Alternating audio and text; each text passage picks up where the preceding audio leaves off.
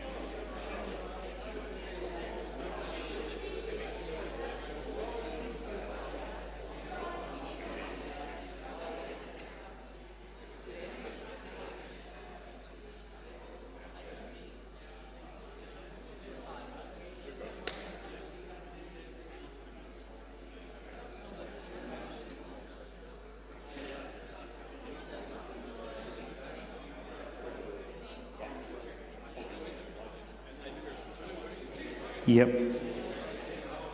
Yep. 2. Yep. 2. 1. 2, 3, 4. 1, 2, 3, 4.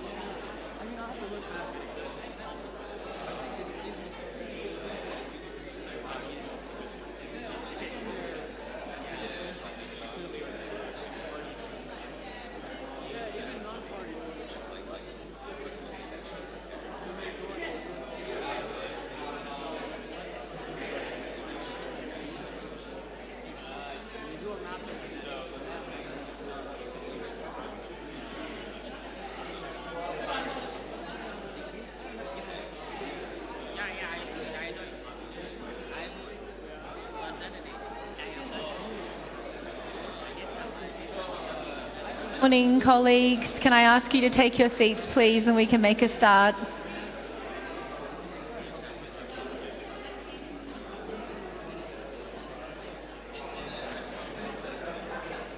That includes you, Stan, Richie, Ahmed. Take your seats, please.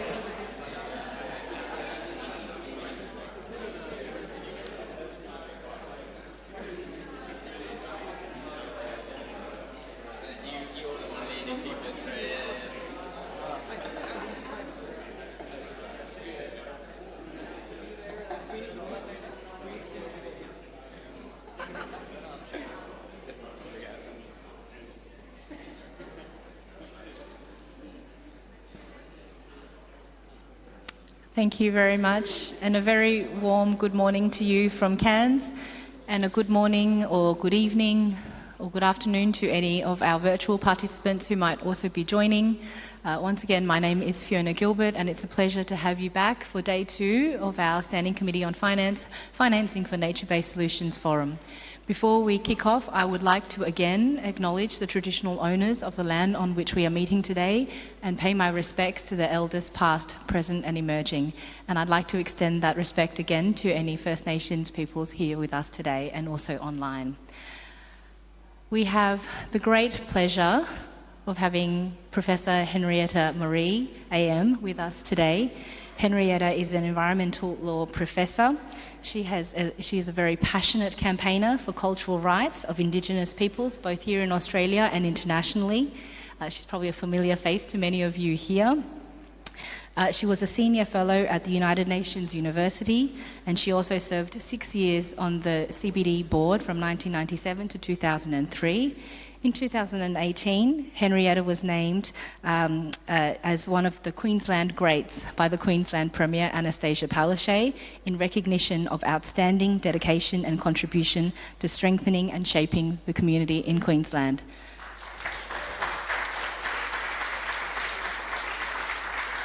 Thank you so much for joining us, Henrietta, and please, over to you.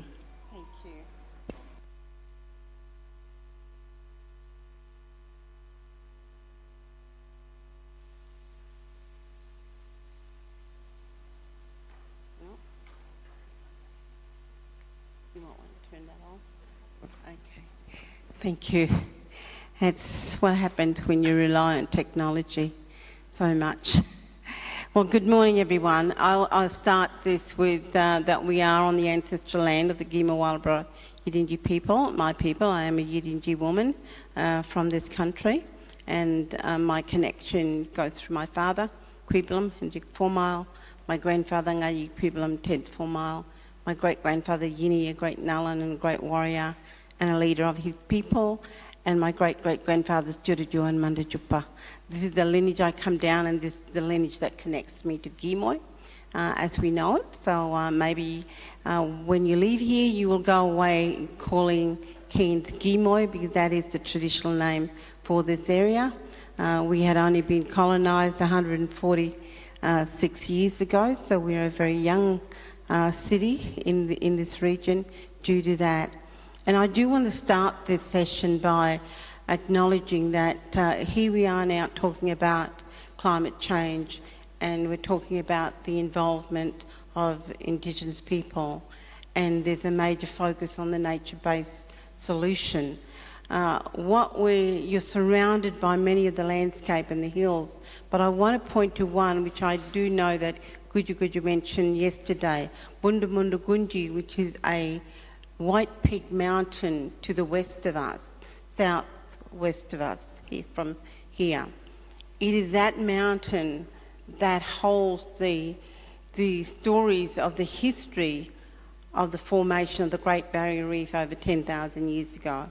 We shared that knowledge with Sir David Attenborough when he came through to Cairns, and we shared it by one is telling him the story, at the same time showing the dances and the songs that in how that history had been handed down from generations. So I say that because now where the reef is now is where the land base used to be, used to go way out to that reef. So what you would have seen over the thousands of years is the removal of places for not just Yidindi people but other First Nations groups along this coastline would have had to put up with in receding and moving back into the hills, which is where we are now.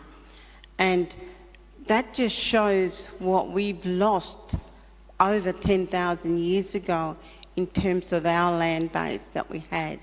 But what you now have in front of you here is you've got 2 World Heritage listed sites in this area. You have the wet tropics, the rainforest, the World Heritage area.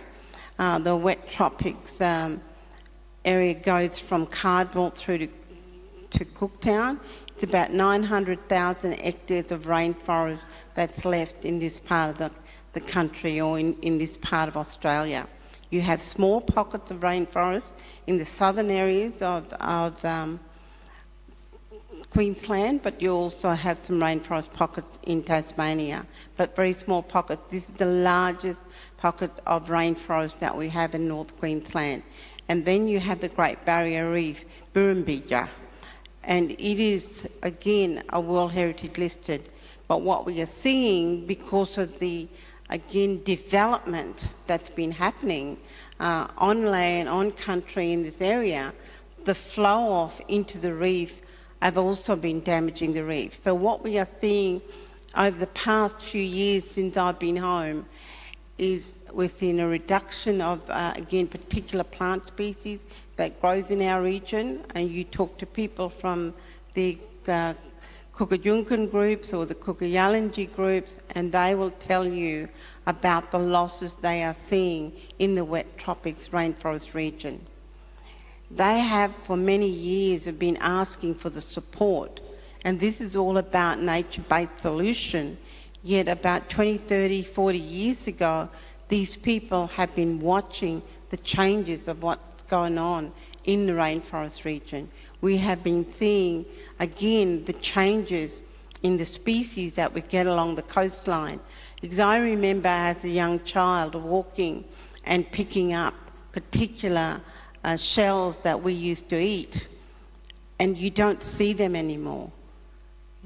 And so it's a real, what we are seeing is that our livelihood, as climate change continues to worsen, we are seeing the loss of our livelihood.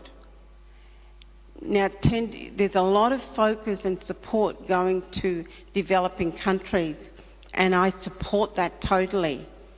But what we also need to consider are the Indigenous people who do live in the colonised developed countries, and what we have to put up with in terms of the destruction of what's happening. The major problem for us is there's urban development, there's other planning that's going on, there's the mining industry, again, is also extracting the land base, and again impacting on our wildlife as well as our native plant. This to us is a huge problem. So where does it leave us as Indigenous people?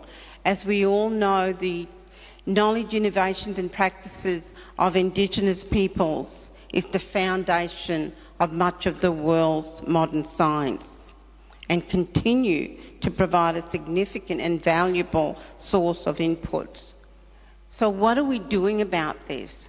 What are we doing to capture this? What are we doing to enforce the power within the Indigenous communities and local communities to ensure that they have the resources and they have the know-how, or they continue the know-how of that management structure within, again, their own countries?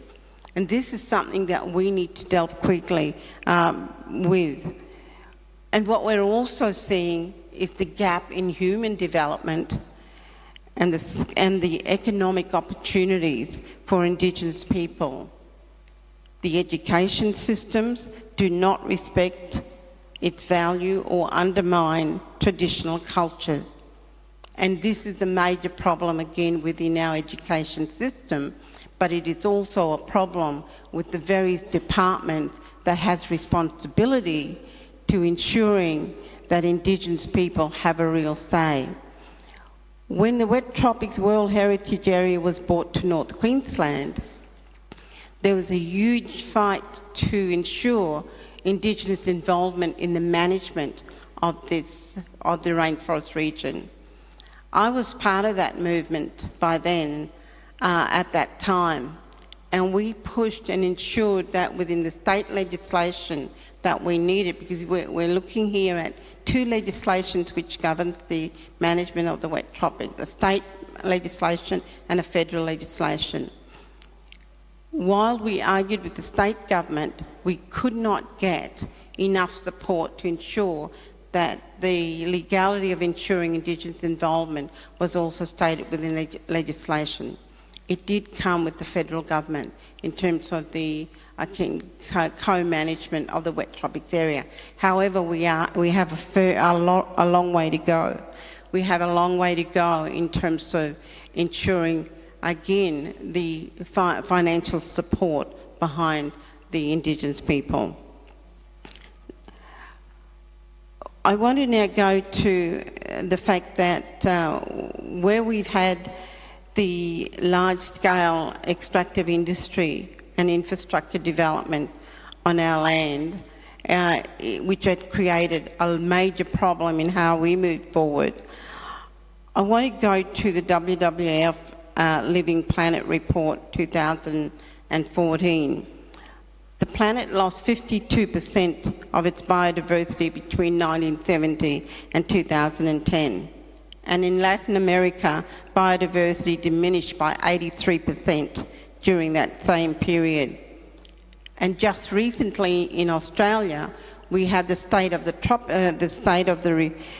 report on the state of the environment in this country, which shows a huge loss of native species and native in this country. So where does it put us when we talk about nature-based solution, and how are we going to be involved when we've already made a great loss, given that Australia, in terms of the colonisation, was only just over 200 years ago. So here we have a mega diverse country, and what we're dealing with is a great loss of our species, particularly in this region. So what do we do about it? And how can we move forward? How can we work together hand in hand with governments? We can do that, but unless we get the financial support backing us, we can't do that. In the Cape area, just about 85–90% of the land is under now native title or leasehold land by Indigenous people. However, as was said yesterday, they cannot use that as assets to be able to get loans to further develop their areas of land. So what are we doing about that? How do we move forward? How do we put in practice nature-based solution, and we can't afford to support the Indigenous communities whose very land are now under threat, because now also very close by those lands in which they have native title or leasehold land over, they do not have the funds to be able to purchase neighbouring properties of cattle stations, etc., to be able to, again, rehabilitate those areas, move into that carbon economy, and not just employ their people, but to be able to benefit from the wealth which comes from the carbon credit from those communities. These are the issues that concerns us here in Australia, and these are the issues that are very much part of who we are and enforces the need to ensure that our livelihood is also supported in this country. I think I just want to give an example of just how, and if the willingness of the government will ensure that Indigenous people can have a major say within the landholding that they have, and look at nature-based solution, and to be able to, again, manage the country when we are now facing a great loss due to climate change and lack of poor management. I hope Ivan may be able to give me some insight into this during question time. But in 2017, the Guarani of the Chagua officially became Bolivia's first autonomous indigenous Aboriginal farming community after years of fighting to regain their self-governance and territory. The concept of bien vivir, good living or good life in Latin America, offers a paradigm shift from Western values centred on the individual and capitalism to one rooted in the cosmovision or worldview of Indigenous peoples, focused on the collective and harmony between people and nature. Bien vivir acknowledges the importance of preserving, protecting and respecting the natural world and the rights of nature. Indigenous knowledge systems guide its practices where human beings are no longer the only ones who have values and rights. In 2008 and 2009 respectively, Ecuador and Bolivia legally recognized the rights of nature by including the concept of bien vivir in their national constitutions. Where are we at in this country in ensuring that our rights, that the rights of our knowledge system that protects the very species that we depend on to ensure the survival of our lands, but also our culture and our livelihood, to be able to move forward? We have laws that tell us what we can and can't do. We have laws that allows us to be able to go on country, but only to a point of what you can do is actually governed by particular permits by the various government departments. We need to work together if we are going to get through this huge crisis in terms of climate change. Because over 10,000 years ago, our people had seen the destruction of their land. Today, we can govern these things. We have technology. We know what is happening. We're assessing what's going on around us. These major issues, what they do is they push people out of their country. So then you have to look for housing. You have to consider the health of those people. You have to consider the education of those people. And the most important thing that needs to be considered is the survival of their culture, their tradition, and their livelihood. Their traditional livelihood, which they will no longer be able to practice if they are uprooted and taken away from their country, or they're forced to move away from their country. These are things that we, as Indigenous and local communities, need to consider. And these are things then which, when we're looking at nature-based solution, we need to be able to engage the Indigenous and local communities in those areas in a much more constructive way, and not just saying we need to consider their traditional knowledge and their system. That is just simply wiping the surface of what you're saying without going deeper in ensuring that the kind of constructive practices that you put in place to work side by side with Indigenous local communities to be able to protect their livelihood, but to also be able to protect the species and the biodiversity in this area. The Convention on Biological Diversity, pushed some years ago, looking at the status and trends of traditional knowledge and the use of the species in the area. I was at the convention when we did this. And that's where I worked for 6 years in ensuring that that report would get out. I think what we see today is that there needs to be more changes. And the thing is, there needs to be a repeat of looking at the status and trends of our knowledge system. But I think it can go deeper than that to look at the status and assess the status and trends in terms of how we see it. And what I am going to do is, but before I go to that, because it is part of my a solution and a recommendation for the committee to possibly consider when leaving the meeting today. And, you know, I want to touch on the Sustainable Development Goal as well, because it is a major part of what we are talking about: livelihood, tradition, land, etc.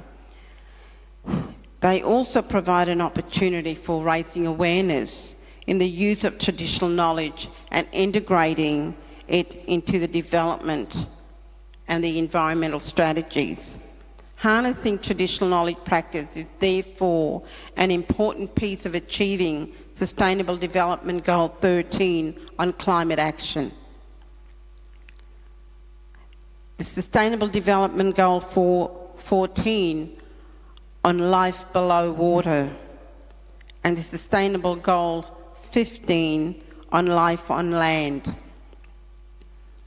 Moreover, given the 80% of the populations in Africa and 65% in India depend on traditional medicine to help meet their health care needs, attention to traditional medicine will be essential to achieving Sustainable Development Goal 3 on good health and well-being. And it is something that we need to consider also in this country. The Sustainable Development Goals are an important part of, again, of us implementing that and see how it works in terms of protecting our land base, our nature, and how also our species on this land, and much of what we can do to ensure that we can still continue some of our cultural practices within the regime that we're under now. I want to mention one great thing that Australia's been doing that has really been, again, a highlight not just in this country, but is happening internationally, and that's the International Savannah Burning Fire Management Initiative. This provides another example of a collaboration that harnesses traditional practices with modern science and a methodology that can be replicated in other regions. We know that this is happening. We know that this practice is continuing all around Australia, and at the same time, this practice has now been taken overseas to Botswana and other African countries, and there is an interest from other countries around the world to take on the traditional fire management. This is a great success, and I'm proud to say that when I worked with the Christensen Fund, a philanthropy American group in California, in Palo Alto, we provided some support to ensure that the research in this area would again ensure the practice and the movement of this tradition. And I'm really proud to be able to say that it is now moving forward. And Sam Johnson in the room knows a lot about this and has been working with Indigenous groups in this country to move this forward. It'll be a shame to see, again, a lack of support to what I would see an important part of ensuring that we are going to save our environment, but at the same time save people. It's about the health of the people, it's about the health of the environment, and their support is really needed. I want to leave with a number of points that I really would hope that the committee would take up. One is we need to host regional meetings on Indigenous women, traditional knowledge and climate change impact. This is an important action that needs to really highlight to increase Indigenous women's visibility and capacity, particularly when it comes to traditional food. As we know, the women, 85% of what they do is to take care of and have the knowledge base and are the knowledge holders and leaders in terms of bush food and medicine. It enables them to participate in decision making. The other point is convene on an expert group meeting led by Indigenous peoples and local communities. I am aware that the LSIP has been set up. It is international, but we also need to see, because we don't get enough information from that meeting and we're not involved in it to the point that we should be, we need to set up, again, this type of expert group meeting here in Australia to ensure that we are monitoring what's going on, that we are putting forward recommendation of what really needs to happen, because we are on the ground. If we are looking at nature-based solution, we need to have something much more local in this country and not rely on LSIP, but it could feed into the LSIP process because they are doing very well in ensuring that Indigenous voices, local community voices are heard within the UN system. The other is to develop a matrix that assesses the status and trends. The status and trends assessment, as I mentioned, was done by the Convention on Biological Diversity back in about 2001 or 2000. We need to ensure that we, again, review this and do another assessment. To develop the matrix using key indicators, and I attempted to put 4 indicators here. 1 would be the participation of Indigenous and local communities. 2, countries' implementation of the outcome of the UNFCCC recommendations. Another indicator, the 3rd one, Indigenous peoples, local communities' ability to use their lands and waters as a financial asset. Very important. And 4, ability of Indigenous local communities to access financial support from the Green Climate Funds and others in the government department in this country. And 5, the ability of Indigenous and local communities to benefit from the use of their lands and seas in the carbon economy. Such a tool will give an understanding of the ability of Indigenous peoples to participate on their own terms in combating climate change. So the last one, a matrix, is so important because it's about assessing Indigenous people's engagement within the nature-based solution. So maybe I would put this to DFAT to maybe push for a matrix to be designed. I can help you do that. And that we can move on as a way forward in assessing the status quo now and then using that as a benchmark to see where we get in another 5 or 10 years' time. There may be assessment tool out there, but I think that a matrix of such with a number of the key indicators be set there for assessment and as a way of moving forward. So I want to end it on that, but I also want to congratulate the UNFCCC and DFAT for holding this meeting here in Far North Queensland, where we have both the 2 major World Heritage areas that we, not just we in Australia, but others depend on, and that is the World Heritage, the rainforest, the wet tropics, and the Great Barrier Reef, where if we're not careful, we will lose the very two icons that again sustain this northern region. And what we will lose as Indigenous people are our very, very own law system that govern this area, our traditional customary practices and laws. If we don't have these, we are going to lose those law systems, but we are going to lose our livelihood in what we depend on in this area. And it would be a shame if this country loses two great World Heritage areas in this country. So when we're looking at nature-based solution, Indigenous people, local community need to be in the forefront. They need to be there. They shouldn't be used as, again, a way of putting forward and saying, well, we will consult with you. We no longer can move forward with consultation. We have to be involved. And to do that, we have to be given the financial support to do that.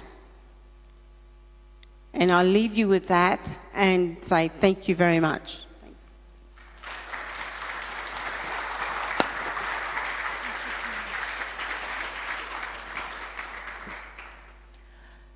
Thank you so much, Henrietta, for being with us today and for sharing your wisdom, your knowledge, your insights, and some pretty clear recommendations as well. We have time for maybe one or two questions, if there are any, from the floor or online. Otherwise, you can also grab Henrietta in the coffee break or the lunch break. Yes, please. Could you please also introduce yourself, please? Good morning, everyone. My name is Rowena Bulio. I'm a Torres Strait Island girl, born and raised in Gimoy. My people are Wagadaga. I'm from Torres Strait. I'm the Indigenous Senior Facilitator with the Climate Systems Hub under the National Environmental Science Program, Department of Climate Change, Energy, Environment and Water. So thank you, Henrietta, so much. I've known Henrietta and her family for a very long time. I just wanted to just touch on something, and Sithi, Guju. I just wanted to touch on something in relation to what we're doing in the climate change space on a national level. So we have a National First Peoples platform on climate change, which has sort of come off the back of the National First Peoples gathering on steering committee on climate change that we held here in Cairns last year in this very place. So what the federal government has invested in just in this space is a clause in the contract which says Indigenous people have the rights to Indigenous cultural ICIP, Indigenous cultural intellectual property and free, prior and informed consent. So there's a whole new sort of way of doing business with climate scientists and traditional owners and being right at the table and being proactive in the decision-making through co-design processes. You know, these words come and go every now and then. We hear these trends, but I do want to say thank you to you and to our elders, our forefathers and mothers that have sort of fought this way in some of these spaces, because it just didn't come off the back of goodwill from the federal government. There's been a lot of push and there's been some tangible progress that has been made. So we're sort of in this space at the moment, and I'd like to talk to you a little bit more about that. We're having regional gatherings as well. The first one is in the Torres Strait. There's the Indigenous people in the gathering that we had here last year said you need to be doing something in the Torres Strait. They're going through real time at the moment, and people know about what's happening with this decision that's come through with the Torres Strait 8 at the international space with the Australian government. But we're working with them.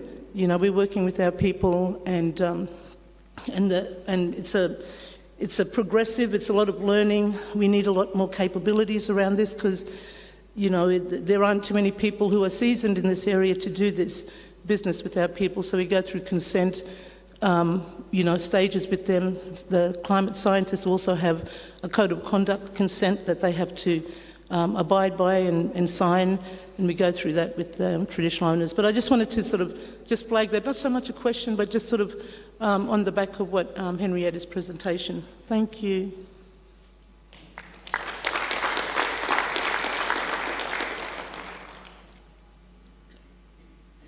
Rowena, you just reminded me, the Torres Strait Islands in the north of us, right on the top of Australia, many of the islands are under threat. Water is already inundating their communities. They're about to lose their homes, and they're about to lose a lot of the, again, grave sites in the region. It's real, it's happening. And so, you know, I know they've taken their plight to the UN and the human rights, and I believe it's been fairly successful. But these are real issues that are affecting human beings and their livelihood.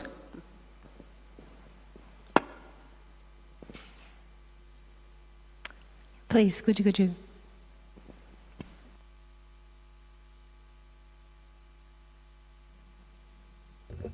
I just want to reiterate what Henrietta said, and also what Rowena said, because in 1946, the communities of Sabai, Darnley, Badu actually had to leave their islands, and the community came to mainland, which is now known as Bamiga and Seisha, up the tip. So the people of the Torres Strait face that again. But the biggest issue, I think, that Henrietta has mentioned is losing two World Heritage areas, the wet tropics and the Great Barrier Reef. But with the onset of climate change, we're going to lose two very indigenous communities, the Torres Strait Island community and the Aboriginal communities, especially on the East Coast and all along the coast of Australia, if these problems aren't sorted.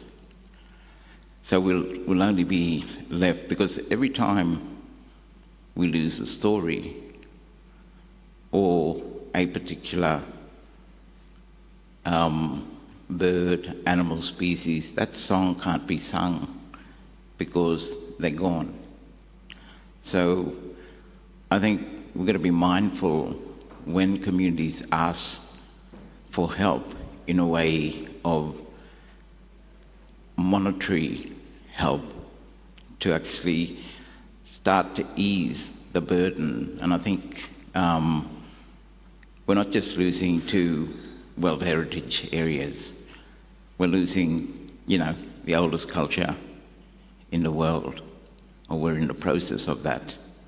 And if we're not going to do anything, we're actually helping two races of people to die out. It's just something that we should probably think about. Thank you.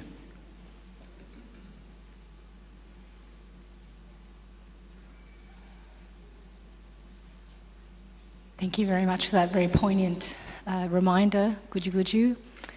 And with that, thank you again to Henrietta. Can you join me in thanking again Henrietta for her time and presentation today?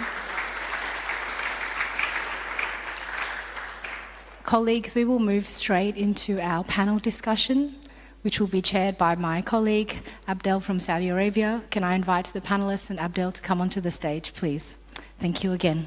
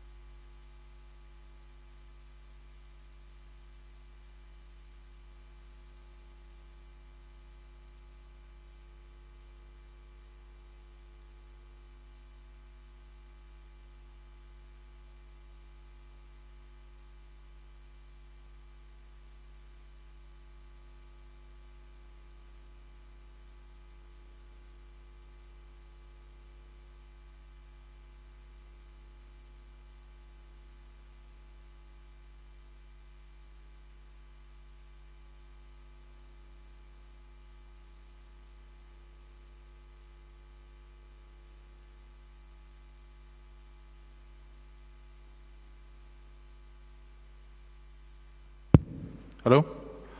Okay, so just getting my stuff in place. Excellencies, colleagues, good morning, good afternoon, and good evening. As far as introductions go, my name is Abdurrahman Al-Gwez, and I'm a Standing Committee on Finance member for the Asia-Pacific region, from Saudi Arabia specifically.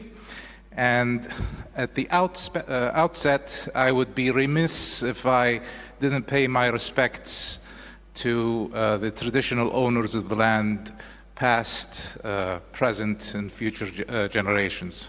So this morning, I have the distinct privilege of moderating this sixth session of the forum on mobilizing and delivering finance for nature-based mitigation and adaptation.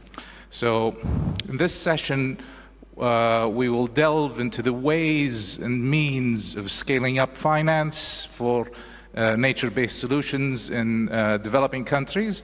As you can imagine, there are many issues to consider in this respect, such as the sources available, the instruments at hand, the roles of the different stakeholders, other means of implementation, such as capacity building, and so on.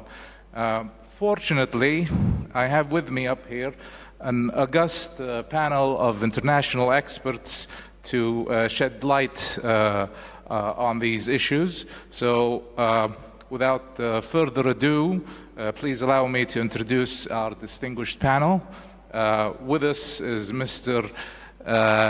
Pei John, excuse me for the clumsy pronunciation, who is Deputy Director of Climate Change at the Ministry of Environment and Forests of South Sudan, and its focal point to the UNFCCC. South Sudan, of course, is keenly vulnerable to climate change with successive waves of drought and flooding. Nevertheless, the country has made great strides in addressing climate change with, I'm sure, valuable insights on financing nature-based solutions. We look forward to any lessons Mr. John may bestow upon us in this matter. And also with us is Miss Laura Waterford, who is a director at the Pollination Foundation, a specialist climate change investment and advisory firm. The foundation is renowned for bringing together the right combination of ideas, skills, and relationships to drive climate finance flows. And I am particularly keen on getting Ms. Waterford's take on the Delta Blue Carbon Project, the largest, from what I gather, of its kind in the world, and the role markets played in financing it. We also have with us Mr. Isao Endo, environmental specialist at the Asian Development Bank. Of course, the Asian Development Bank needs no introductions in these circles, where it is renowned for supporting climate action in developing countries. And last but not least, we have Ms. Emma Penzo, Head of Economic Policy at the Australian Bank Association, who will share perspectives on de-risking NBS investments and the role of financial disclosures. So, Mr. John, do you mind if we kick off the panel discussion with you? Please tell us more about financing NBS in South Sudan. I'm sure you have many success stories and perhaps other experience that could inform us. You have the floor.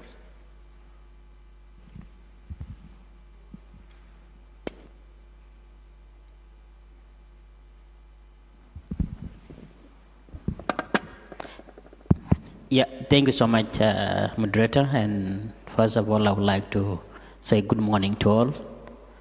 And on top of that, I would like to say thank to the Standing Committee on Finance for inviting us to these forums. It is a great pleasure actually to be here. We say that issues of nature nature-based solutions are actually dealt by many people. So we are part of that. And that's why I'm actually pleased to be here. On the topics that have been asked about, I would like to highlight some few issues. But before I would like to highlight that, I would like to make it clear to the forum that the issues of nature-based solutions, it is a new concept to South Sudan. And I would like to make it clear that it is a new concept. The only concept that we are used to is ecosystem-based approach. And we think the ecosystem-based approach is part of the nature-based solution. And this is where I will actually begin.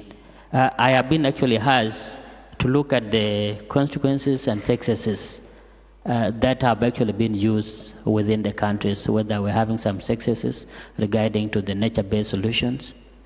But before I go into that, I would actually like to say it is better to highlight on some of the instruments that we used for nature-based solutions. And this is where I would actually begin before coming to the challenges. And one of the first things that I would actually like to say is that I will actually divide them into two parts. The first part is actually dealing with the domestic sources. The second one is actually dealing with the international sources. Under the domestic sources, the first things that I would actually like to highlight is that the national budgets that have been allocated to each ministry. And in that, as we know that our sector, our planning is actually based on a sector Pacific. And each institution is actually allocated a certain amount of money that they will use to implement these nature-based solutions. If I say it about the Ministry of Environment, we talk about issues of forest. How do we conserve the forest itself? And under that the Ministry of Environment has allocated 30% of that national budget to conserve forests within South Sudan. This is the first thing that I would like to say. The second part of the instruments that we use in the country is actually revenues that are coming from these sectors. Assuming that South Sudan is actually known as one of the countries that is producing oil within the regions, and also being one of the countries which is blessed with river.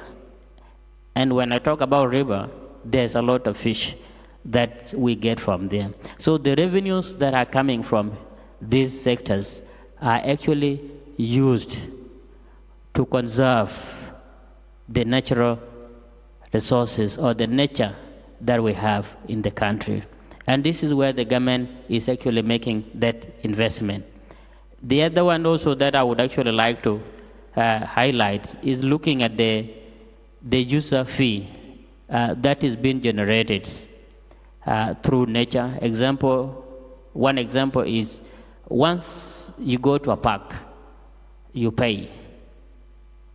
And once you pay, those ones are actually used to maintain this nature activities within the parks. And this is one thing that the countries has actually looked into, and it is one of the key issues that has been identified as our sources for that. The other one also that I would actually like to highlight is that there's also a public-private investment. So the government invests in different sectors. Giving example that the government has invested on energy, power. The reason why the government invests in that, in the previous years, that almost 97% of the population depend on using fossil fuel as a source of cooking. And that was actually leading to a lot of deforestation within the countries. So the government decided that instead of focus on deforestation, it is better to invest in energy so that we can actually use it. So these are some of the issues that the instrument that the government are actually using. But the other one is there's also issues related to payment for ecosystems. While you're enjoying the ecosystems, it is not free. There are also taxes which are actually associated to that. Giving example, when you go to a park, when you go for recreation centers, you have to pay something and they have to be maintained. So those are part of the things that I would actually like to highlight. But also coming into the international sources, we also know that the issues of multilateral climate funds are actually key to that, and this is where we get sources to implement the nature-based solution projects. And then also the bilateral fundings coming from different countries through the bilateral with the government. So we get resources from that part. And apart from that, we also have the issues of financial institution under the convention, knowing that the GIEP always provided money for the LDCF, that is mean to support the least developed countries. South Sudan is one of them, and it always gets support from that. Although the money is not actually mean to support the nature-based solution, but those projects are actually ecosystem-based approaches, integrating biodiversity, land use, and climate change issues. And we think that is a key issue to address. So the topic of nature-based solution is actually a key. And in my own views, that it is the best topic that can be used to solve or to address the issues of climate change. If we had actually understand, we have to understand what is this nature-based solution. And apart from what I've highlighted, there has been also a private investments from the international. And one of them is looking at Toyota, that have actually established a factory within South Sudan where they assemble their cars. And in terms of that, their policies actually indicate that they have to look into conserving environment. So, like last year, they came up with supporting the programs of South Sudan planting 100 million trees by 2030. And in light of that, they has actually supported South Sudan to plant 500,000 trees. This is a contribution toward that, and I think it is important to highlight over that. Coming back to what has been asked as a question, looking at the success stories for mobilizing finance for nature-based solution, I would like to say that there has been two successes that I've seen so far. One of them is actually the private investment in agriculture and also in power generation. It has been a successful thing, and it is a continual thing that happened. The second one that I also see as a successful story is a government providing funding, the public investment, where government provide funding to conserve forest and also to promote tourism section or sector. So these are two things that I've seen, apart from the one which I've already highlighted, looking at the power generation and others. The challenges, I have actually divided challenges into two, or the consequences into two. The one for domestics and then the one for international. And I think the first one, which is actually dealing with the domestics, is actually looking at the limit budget allocation, particularly to the sectors, the natural resource sectors. The budget allocated to them is actually little. And the second one is actually there's a lack of right prioritization of activities. Which one is important than the other one?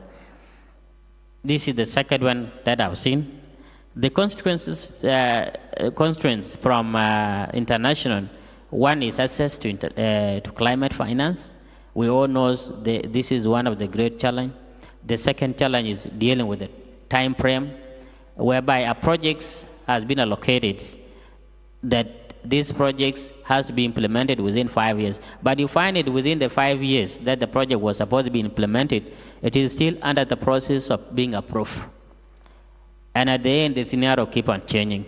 That what was supposed to be addressed, the challenge that was supposed to be addressed, will not be addressed because other challenges coming in, or those challenges are already addressed in a different ways. So the third point that I've seen, with some of these international donors is that some of the projects are donor-driven. They came with their own money and said, this is what we want to address. But this is not what is needed by the government. The government might need different things. But based on that, you see it is a donor-driven projects, and it does not actually address the needs which are needed by the government at the same time. Because the government always has a plan. Like for the Ministry of Environment, we have our national determined contribution, we have our NAP, we have our fast NAPs, and we have other strategies that need to be implemented. And there have been costs. The cost of that is actually tied to that. So sorry for taking long, and I would like to hear from there. Thank you. Not at all. Thank you very much for those valuable insights. Mr. or Ms. Waterford, do you mind if I turn to you? The Delta Blue Carbon Project, of course, is, I believe, the largest of its kind in the world. Could you tell us more about this project and the mechanism financing it and how others might replicate it or follow suit, please? Thank you for that. So a little bit of background on the project first, and then I might talk about some of the factors for success and some of the things that the project's worked really hard to get right. So for background, as you said, it is the biggest mangrove restoration project in the world. So the project commenced in 2015, and this year it's planted about 75,000 hectares of mangroves. During the project lifetime, that will increase to over 200,000 hectares.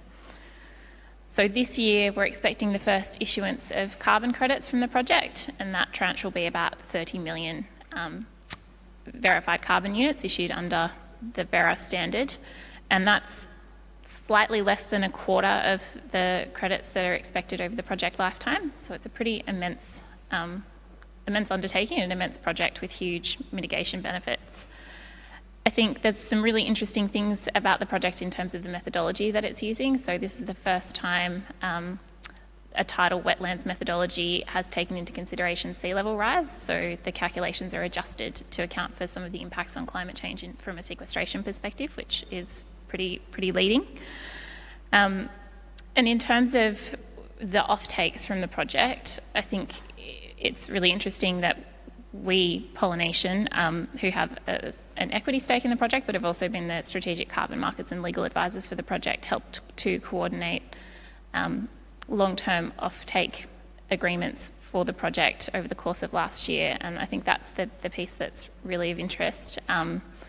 So we went out to the market and spoke to over 85 buyers who had an interest in carbon credits from this project in anticipation of the first issuance, which will happen later this year. And the purpose of that was to coordinate the best possible combination of potential buyers of these projects on a forward-looking basis, of these credits on a forward-looking basis, to fund the ongoing project activities and also ultimately make sure that the project is profitable. So there was a huge range of buyers that were interested in the project. In the end, the project has contracted for the first tranche and some forward offtake as well with 4 buyers. So one of those is Microsoft, which I think is pretty interesting. Microsoft has a policy of only investing in removals projects, and so this was one of the ones that was successful in their tender this year. But others included Respira and Trafigura, which are big trading houses. And I think, so these offtakes have come at a time when the project is very close to issuance, and I think this is one of the issues that was touched on yesterday, is that the project actually commenced in 2015. So if they're not going to receive payment for credits until later this year, there's a huge gap in time between when the activities started to be undertaken and when the first finance flows from those credits makes its way into the project. And so one of the factors of success for the project, I think, is the fact that it's been undertaken under a public-private partnership agreement with the provincial government of Sindh, which owns the land on which the project's being carried out, and also the rights to the carbon that underpin the credits that have been issued. And what's really interesting about the way that public-private partnership has been undertaken is that the government of Sindh has actually committed over that period from 2015 to now significant resources, so not necessarily cash, but time and resources to help with the plantings and the coordination of that process. And I think that that's been the key factor that's meant that the project was able to get off the ground and get to the point where it could be, in a position to, with confidence, sell into the market with an expectation that credits will definitely be issued. And I think that is an example of almost an informal co-investment or blended finance approach. So not necessarily that the government put money up front, but just that they were absolutely prepared to dedicate time and resources to making sure the project is a success. And I think that's an interesting model because it doesn't necessarily require capital input from the public sector. And I think that it would be really interesting to see that rolled out a bit more widely in terms of a potential approach to blending finance, but in kind. I think one of the other really interesting things about this project is that although there aren't community groups living within the project area, there are many, many communities living on the periphery of the project. And so the project's taken quite a proactive approach to benefit sharing, so it's not subject to the usual requirements under the verified carbon standard around benefit sharing and free, prior and informed consent, because they only apply where communities live within the project area.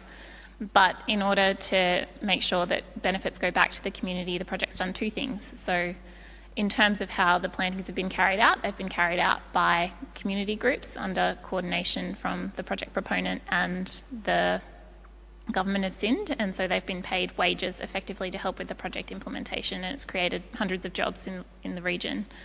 And the second thing is that on an ongoing basis, the project's entered into what they're calling mangrove stewardship agreements with local communities to help with the ongoing maintenance of the mangroves, and so that makes sure that there is continued income for those communities beyond the planting phase of the project. And once this first issuance comes in, the proponents also have an ambition to enter into biodiversity stewardship agreements and fisheries stewardship agreements with local communities, so to also pay them for activities that benefit biodiversity and fish stocks in the region. And so I think the projects generally try to go above and beyond market expectations around how they engage with local communities, and that's a real strength that was really appealing to the buyers from the project. And I guess there's just one other thing I'd like to touch on, which was also raised yesterday, which is around the way the forward offtakes from this project have been structured. So I think that there is a real risk that when the price of carbon moves over the next few decades, projects that have entered into long-term agreements to forward sell their carbon will end up sort of almost, it's the wrong word, but gamed out of the windfall profits if prices spike significantly. And so to manage this, what the project's done in this case is it's asked buyers to have sort of a floor price with an upside sharing arrangement, which means that if profits do go through the roof, a proportion of that upside from on-selling the credits will go back to the project and through the mangrove stewardship agreements and other types of agreements with communities back to communities as well. And so that's a way, I suppose, of trying to future-proof the arrangements whilst giving the project proponent at the moment the certainty it needs to be able to say that it'll be able to continue on with the project.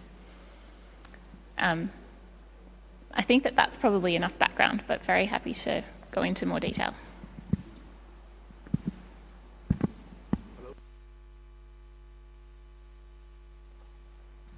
Thank you very much. A very impressive project. And if I can just turn over to Mr. Endo, I believe you've seen more than your fair share of developing country climate finance at the Asian Development Bank. Do you mind just giving us some insight into the role of NDB in providing financial and technical support to developing countries on NBS projects in particular? Thank you. Thank you, Abdel. And hi, everyone. Thank you for the opportunity.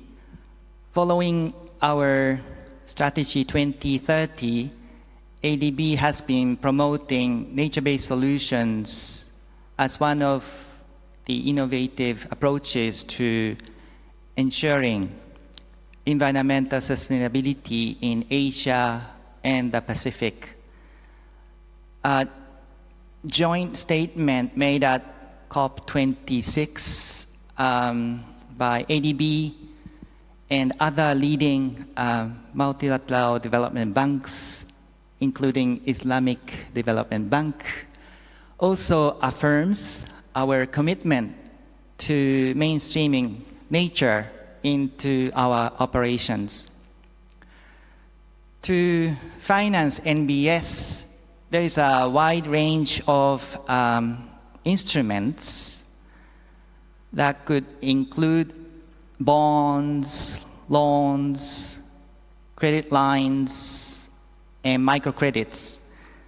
You might also include market-based instruments such as not only taxes and subsidies, but also payment for ecosystem services, as well as public-private partnerships. At ADB, we employ concessional loans, grants, and technical assistance. We use various sources to support these activities. One of them is trust funds. At ADB, trust funds play a key role in terms of integrating NBS into investment projects. We have multiple trust funds that can provide the support to prepare and implement NBS by providing, for example, pre-feasibility study, capacity building, as well as pilot demonstrations.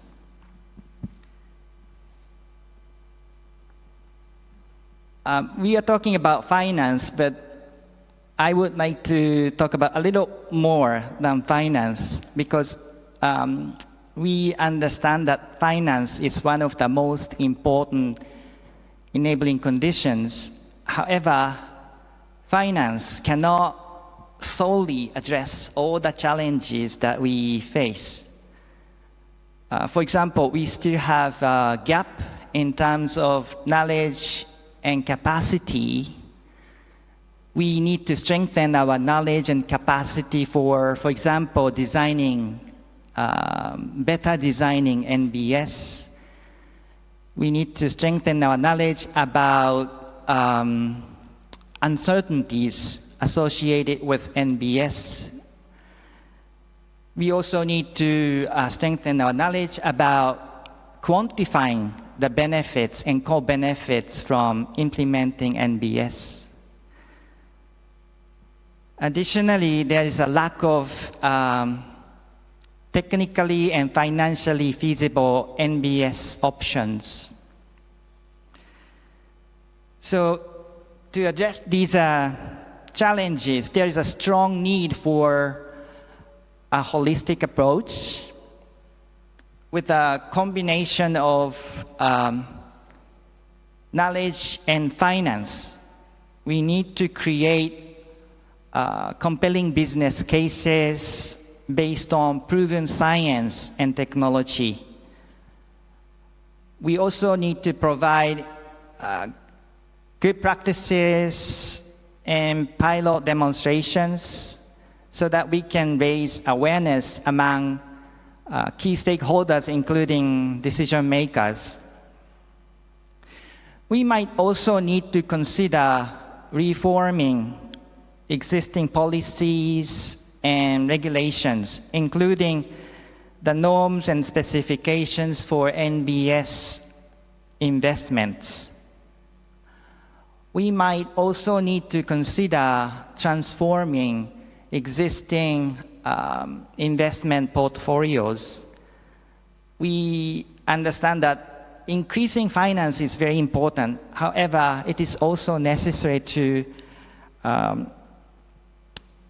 redirect existing investments, finance toward more greener solutions.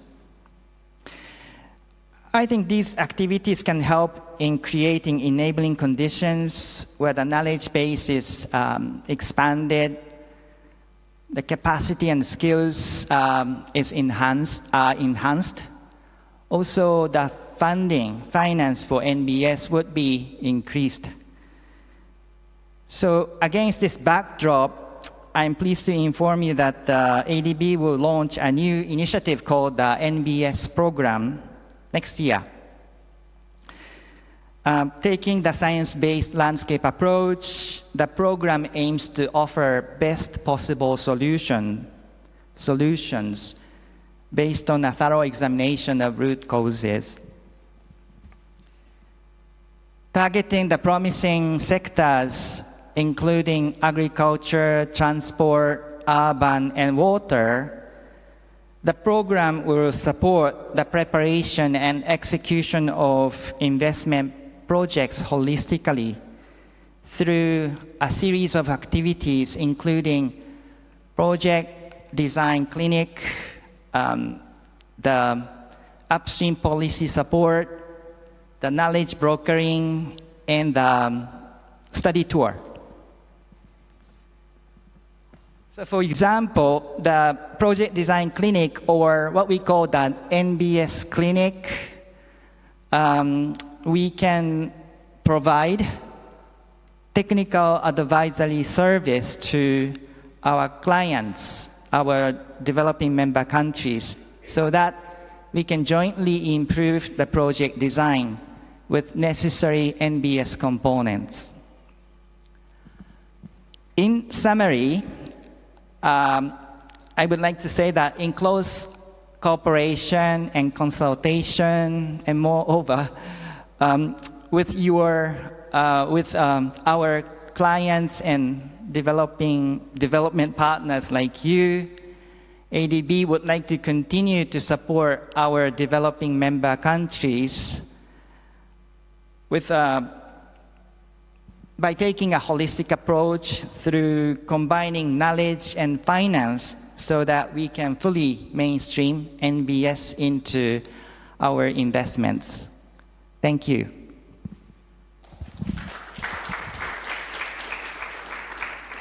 Thank you, sir.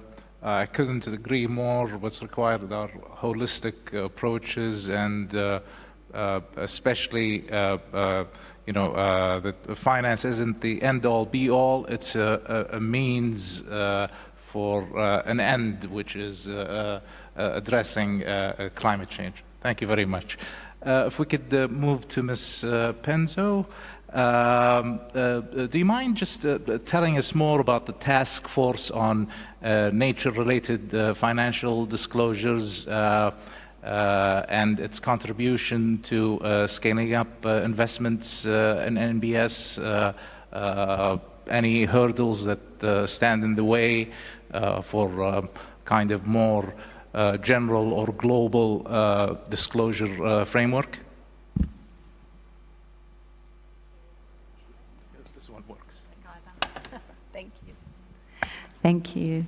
I too want to thank the Standing Committee on Finance for the opportunity to address this group today, and I just want to also express my thanks to all the speakers. I feel very enlightened from the discussions that have happened. Today I'm addressing you from a private sector perspective, from a perspective of banks and corporations that are subject to shareholders and shareholder expectations, and it is not lost on me the gulf that needs to be bridged based on all the discussions that I've heard today. In response to the question, I will not limit it to banking. I'll speak more generally about the TNFD. So the TNFD is a disclosure framework that is under development, and it is largely modelled on the Task Force for Climate-Related Financial Disclosures, so the TCFD.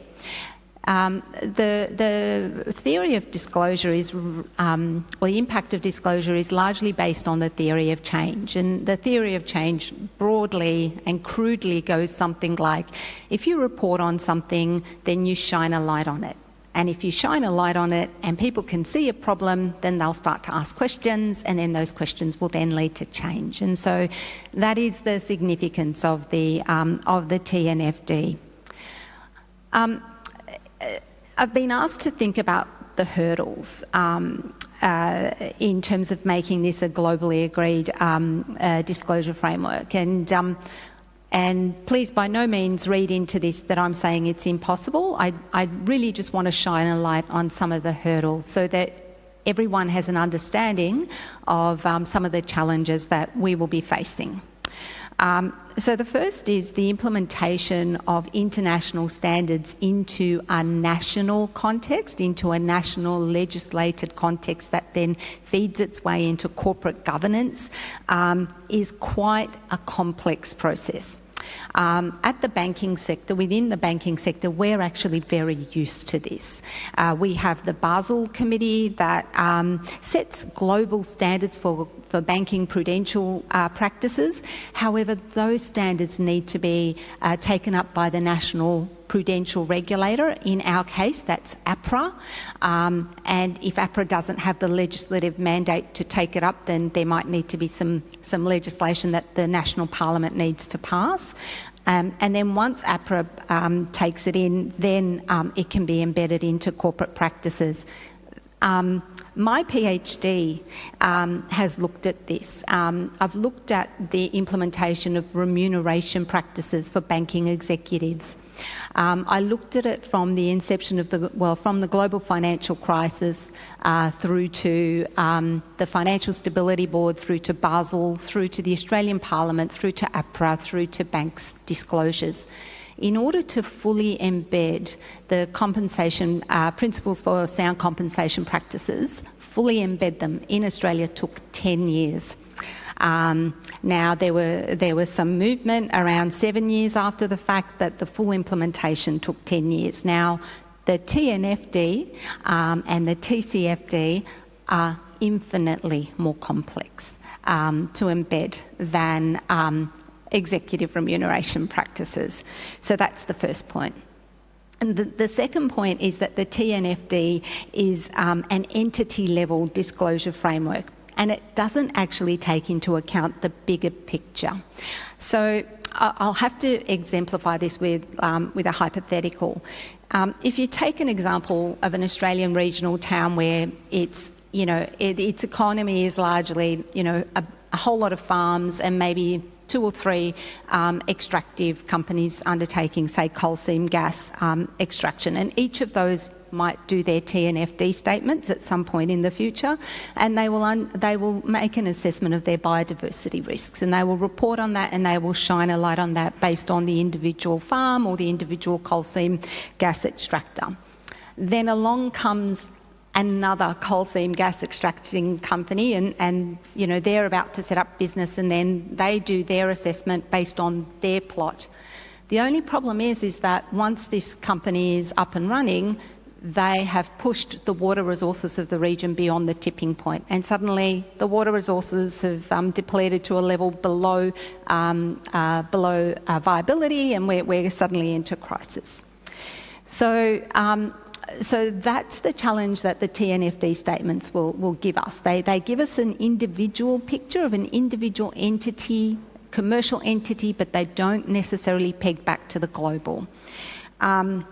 How can we solve for this? Well, Henrietta this morning mentioned about the state of the environment report. We know that our nation's environment is in severe and significant depletion and in need of rehabilitation. If there was some way of perhaps linking back the individual entity TNFDs to a global or a national level or regional level plan that was executed by government or developed by government, that might be another hurdle that can be overlooked. The third point that I wanted to raise was that the TNFD disclosures are going to be iterative. And they're going to grow in sophistication slowly. The TCFD has taken 7 years, and still the TCFD statements are not at a level of sophistication that investors are happy with, and they are certainly not comparable amongst entities. So there will be a great reluctance to be bold in initial disclosures by corporate Australia.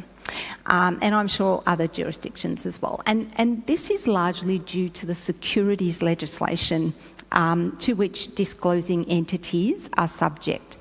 Any sense of a hyperbole, any exaggerated disclosures will be subject to greenwashing claims and investigations by not only the securities regulator here, who is ASIC, but also the competition regulator, that is the ACCC. Executives can face jail time and the corporation can face many millions of dollars in fine, not to mention the significant reputational damage that such action will take.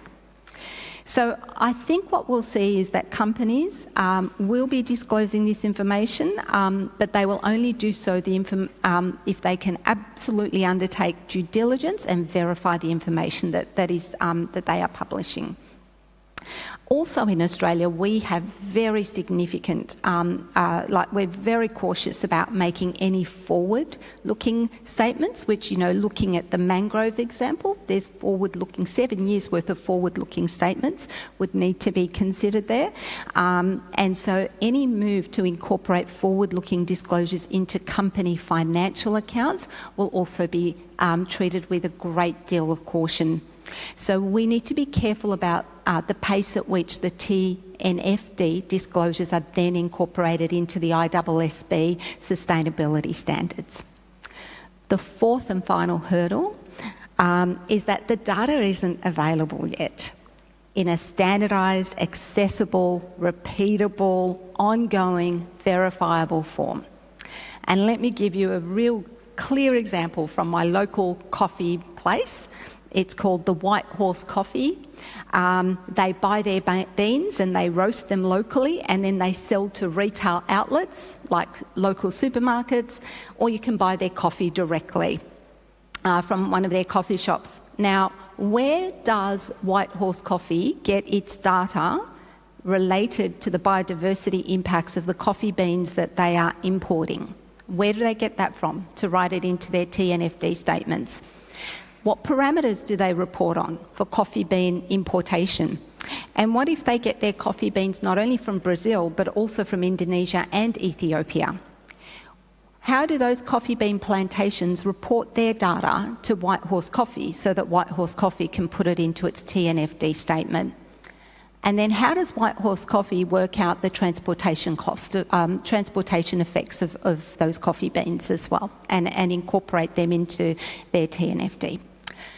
So they are some of the real hurdles that we are grappling with at the Australian Banking Association, really complex issues. Thank you. Thank you very much. You had a question for Ms. Penzo? I just wanted to build really quickly on some of those comments, because I absolutely agree with all of those things, that it's an incredibly complex space, and disclosures and thinking around the TNFD will have to be iterative for many reasons, one of which is the challenges around data that have just been articulated. I just wanted to, I guess, add some colour from our experience working with corporates in Australia that are already thinking about how they can align with the Task Force on Nature-related Financial Disclosures and get a little bit ahead of the curve. And just make, the point that before we get to disclosures, there is a piece of work that lots of corporates are doing already around strategy. And so that's not to the point where they're incorporating disclosures that are aligned with the TNFD framework into their annual reporting, and so they don't necessarily have all of those worries about greenwashing and forward-looking statements that have just been canvassed, but they can be thinking now about how to align their business strategy in a way that will be consistent with the nature positive transition and the sorts of questions that investors will ultimately be asking them under the TNFD. And we've been doing that with clients from the property, retail, and agriculture sectors, quite a few of them. And I think what's really interesting is that through that work, we're getting to this point where these companies understand that they need to grapple with their transition and their physical risks that are absolutely related to their direct operations from a physical dependency perspective, and also an increasing risk of regulation perspective.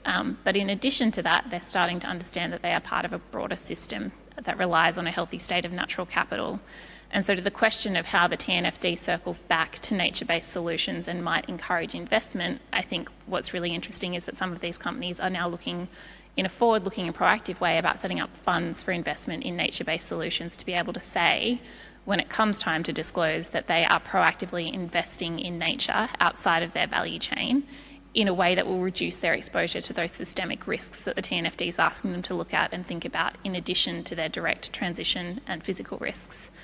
And so I think, funnily enough, some companies already, without going to the point of disclosure, are changing their business models and looking for investment in nature-based solutions as one of the ways they can articulate their contribution to mitigating natural capital degradation. Thank you, Madam. I have so many follow-up questions, but we're almost, I think we're already, out of time, but, and I don't want to keep the panel to myself, so I just want to open up the floor to questions from our patient audience, and I'm keen to ensure that we have, I think we have a couple of hands from our virtual participants, if I'm not mistaken. If maybe we could take a couple of questions, maybe one from the present audience and another from the virtual audience. If you could just kindly mention your name and affiliation, and if the question is directed to a particular panelist or the panel in general. Please, sir.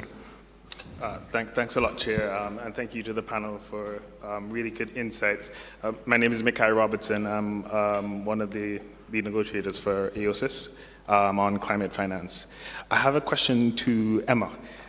So it's really interesting to hear about the hyperbole sort of discussion, the greenwashing. So if you could unpack, because I heard bits of criminal liability, criminal offenses, and then civil offenses, to unpack how they go about understanding what is greenwashing, what is hyperbole, especially given that normally in the common law setting, it's around duty to the shareholders. So how does that then as well mix with the duty to your shareholders, the statutory duty, as well as is there something in an Australian law that sort of creates this duty to not greenwash, so the offense of greenwashing, and it'd be good if we can unpack that so we can get a better understanding. Thanks a lot. Yeah. Maybe one more question so we can close the list.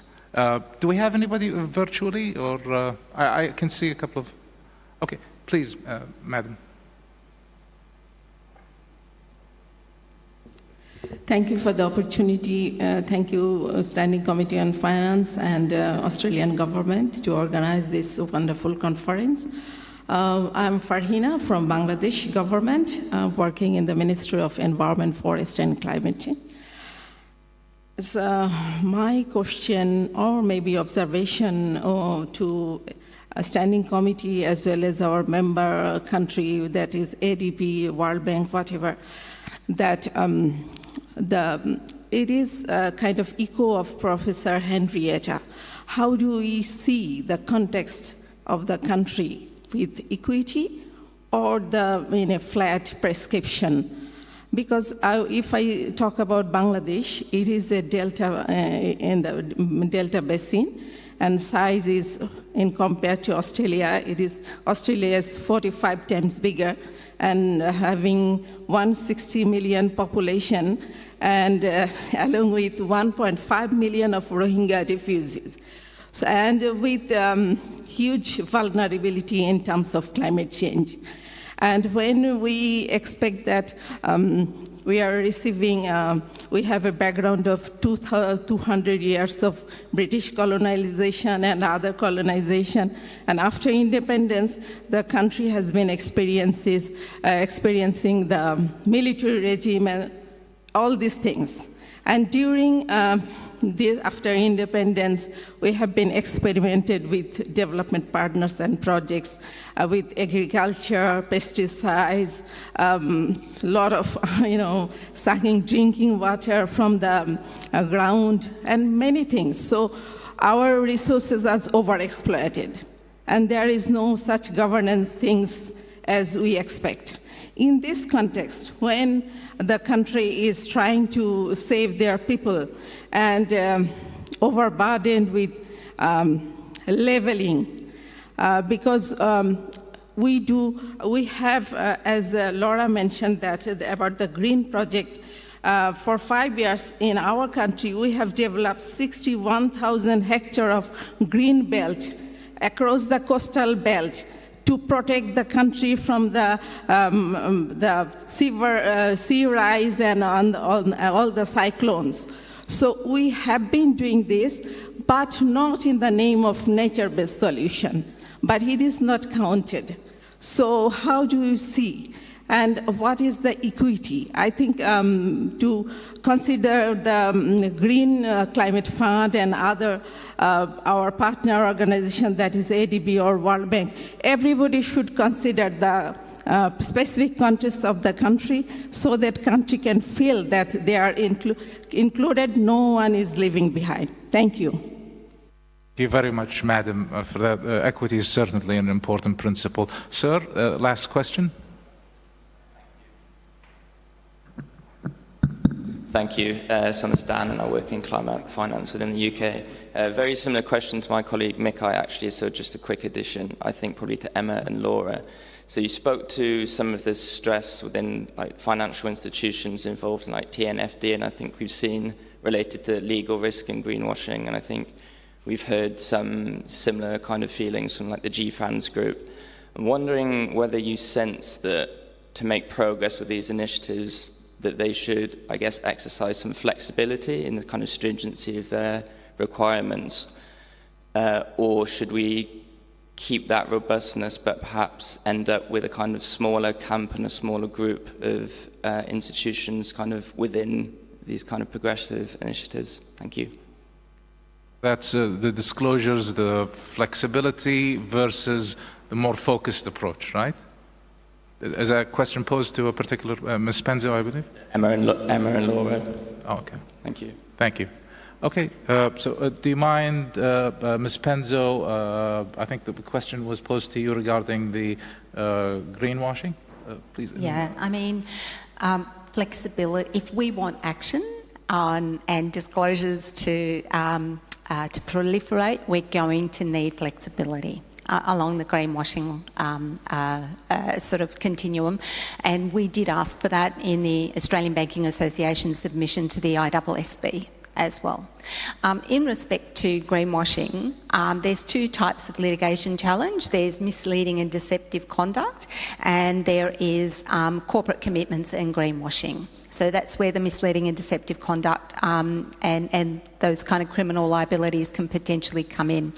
The bar is really, really low for misleading deceptive conduct. For example, it says that you can be caught out even if you did not have an intention to mislead.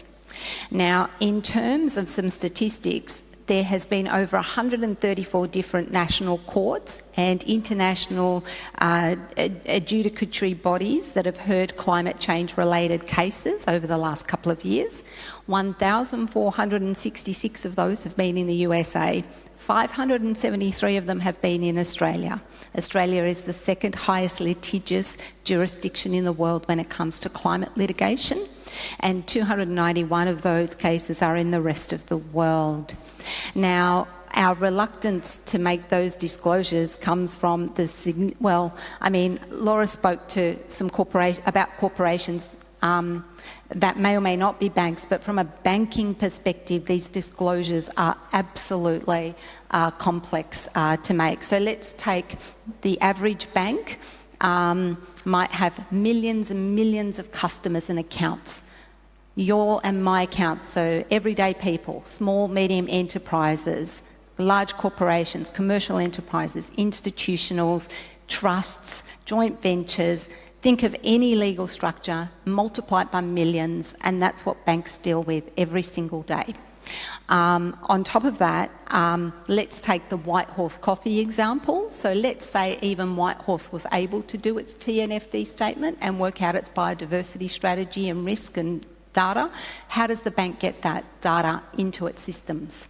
The systems upgrades that are going to be required for banks to do this in an automated fashion is significant. I led the work on the consumer data right implementation, which is a government initiative. It took the banks 3 years to implement the consumer data right. It was a handful of APIs and it cost us $1 billion to implement it over 3 years, actually over $1 billion. The true bill is probably closer to $1.5 billion. The cost of appending climate data and natural capital data to individual climate customer accounts is going to dwarf the consumer data right. We're talking many billions of dollars to do this work, not to mention the repetitive implementation and storage of that data. So we're talking about, that's the kind of systems upgrade we're going to need to be able to make disclosures that our lawyers are going to sign off on. The challenge is significant. That said, my members, Australian banks, are amongst the leaders in terms of investing in community style developments. They are very active in the carbon markets. We are very active. We are committed to seeing this transition, especially in climate. And the fact that they've sent me to this conference today should show how committed the Australian banking sector is in terms of grappling with TNFD as well. I have more stats that I can give to you in person if you want to see me at the break.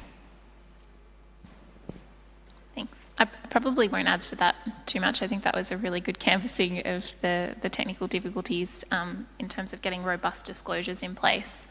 I would maybe just flag to round out the context that in Australia in particular, there are push-pull factors. So from a disclosure perspective, there's the complexities, but there's also arguably, I think, a requirement in accordance with the Corporations Act in Australia that directors consider nature-related risks and think about whether or not it's necessary to disclose them. So I think whether or not we get to the point of disclosures in the near future, there will absolutely be a focus for corporations on thinking about whether or not these risks are relevant and material to their operations. And so I think there's maybe just a staging between the consideration of these risks and adapting business strategy through to the actual disclosure piece. And I think that we're absolutely at step one. There are companies thinking today about whether or not these risks are relevant to them and whether or not they need to be adapting their strategies. So I think potentially that sort of director's duty applies in other jurisdictions as well, but it absolutely applies for climate risk in Australia, and I think there's a pretty good case to say that it would now extend to nature-related risks as well. Thank you. I believe Ms. Farhina posed an important question about ensuring an equitable approach and access. Yes, and I believe Mr. Endo, you mentioned how the Asian Development Bank has a kind of a flexible hybrid approach, and I was wondering whether that might satisfy or achieve an equitable approach. Could you probably elaborate in maybe in a minute or two? Sure. Thank you, Abdel. And thank you, Padina, for your great question. I'll try to conclude in 1 or 2 minutes. I think what you have mentioned, Padina, is very important. We must respect equity, context, knowledge, and priorities that you have. I mean, local, national people have. There are many reasons for that, but one of them, with respect to NBS, is that NBS should be designed according to local context and conditions.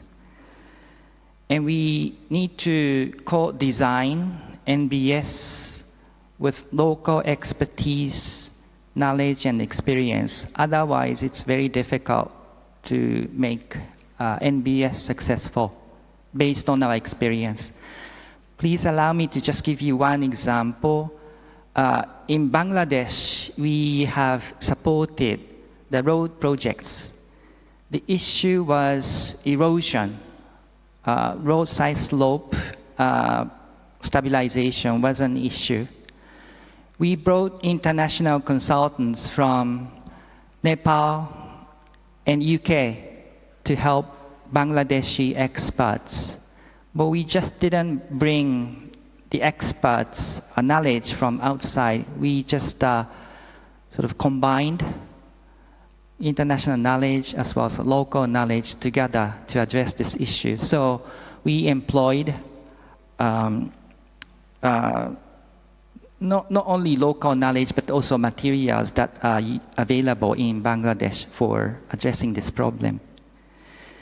I would like to just highlight one last thing, that is the key success factor. One of the key success factors for NBS is that active engagement of local stakeholders, including local community, from the start is really necessary to gain the deeper understanding of not only socio-economic context and the institutional system, but also possible understanding of root causes and possible solutions to address those causes.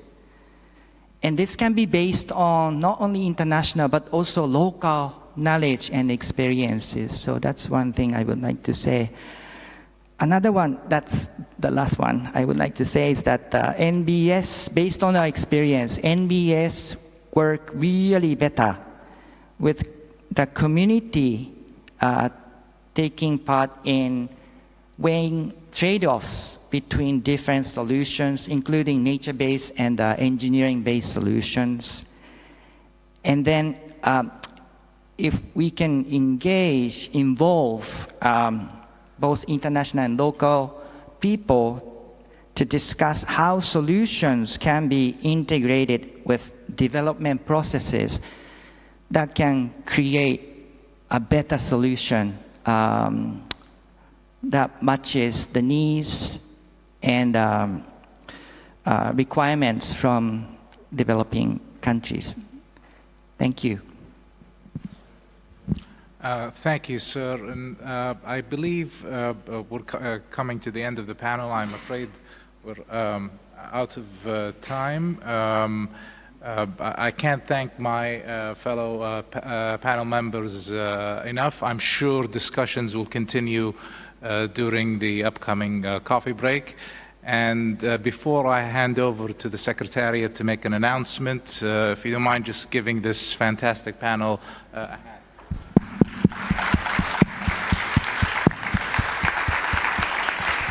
Thank you very much. Over to the Secretariat. Thank you very much, panel. Thank you very much, Abdel.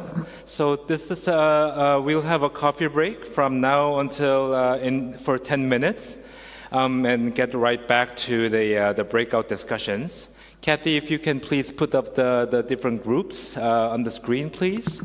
So the kangaroo group, as yesterday, will meet on the right side. And then the crocodile group, again, at the back of the plenary room. And the koala group will go to room Tully, but due to a reshuffling of the moderators, so the virtual participants will be joining the group Tully as well. So the group that will be meeting in room Tully will have to use the microphone so that we can engage also the Zoom participants connecting on the Zoom as well. So please grab your coffee and then move swiftly back to your breakout group in 10 minutes. So the coffee are ready and the quick bites. Thank you very much.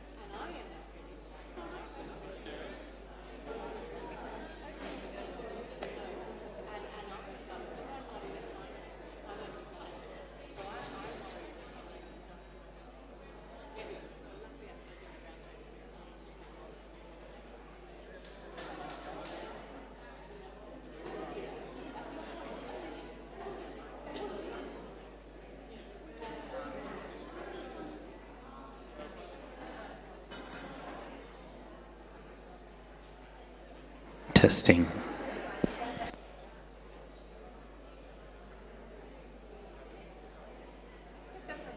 Testing, testing.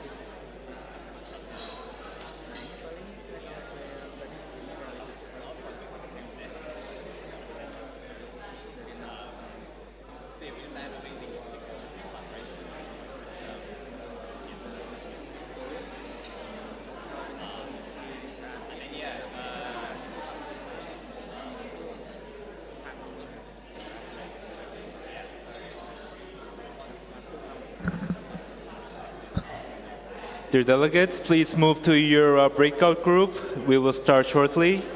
Please move to one of your groups, please. Thank you.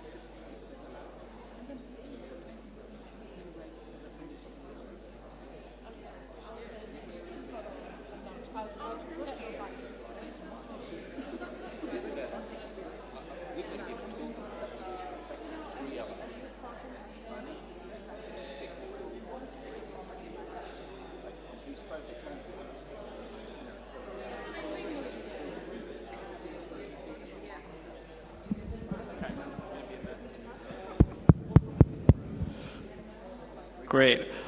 Thanks so much, everybody. I realize that we are now the final session, the report backs, standing between people and lunch, which I also understand is hot. So if we could implore everyone to give us your full attention for just a moment, we can hopefully get people shipped off to have a bite to eat, recover a little bit. This is also a call to action for the virtual group, who I expect is listening and is not yet done talking. So it would be great if you can get yourselves in here. Perfect. So thanks again for the really interesting discussions, guys. I've had the opportunity to pop around and listen to each of the breakout groups for a minute here. My name is Kevin Adams. I am the member of the Standing Committee on Finance from the US, and I have the pleasure of moderating this world's fastest report back session. All of these discussions have been focused on various aspects of access to resources, both from the public side, from the private side, and on local communities. And as we know, climate finance is only as good as getting it into the hands of the communities and people who need to use it. So with that, I'm going to turn it over directly to Makai, who moderated our first breakout group, focused on international public resources and building the capacity of developing countries to access climate finance from climate funds. Over to you, Makai. 2 seconds or 4 seconds. Okay, thank you. Thanks a lot, Kevin, and thank you to the breakout group. I think we had a really rich discussion in our breakout group. So many points, but only going to be summarizing it in kind of 4 main buckets, but encourage colleagues to highlight their specific issues as well as we go forward. So the first thing is flipping the question and in relation to access for capacity. So capacity and the standards that you have for accessing these funding are 2 sides of the same coin, essentially. So if you have simplified, harmonized processes for accessing this funding, you would obviously need less capacity. And sometimes I think we may be building, overbuilding capacity to a sense of the fact of why. Why are we building so much capacity in this area, especially given the urgency of climate action and the need to get money on the ground in the most appropriate manner in line with the standards that we set out in these funds, as well as what bilateral contributors have for their standards of providing this assistance. So that's one thing about flipping the question of capacity and linking it as well to the procedures for access. The next thing is moving from short-term to long-term capacity building models.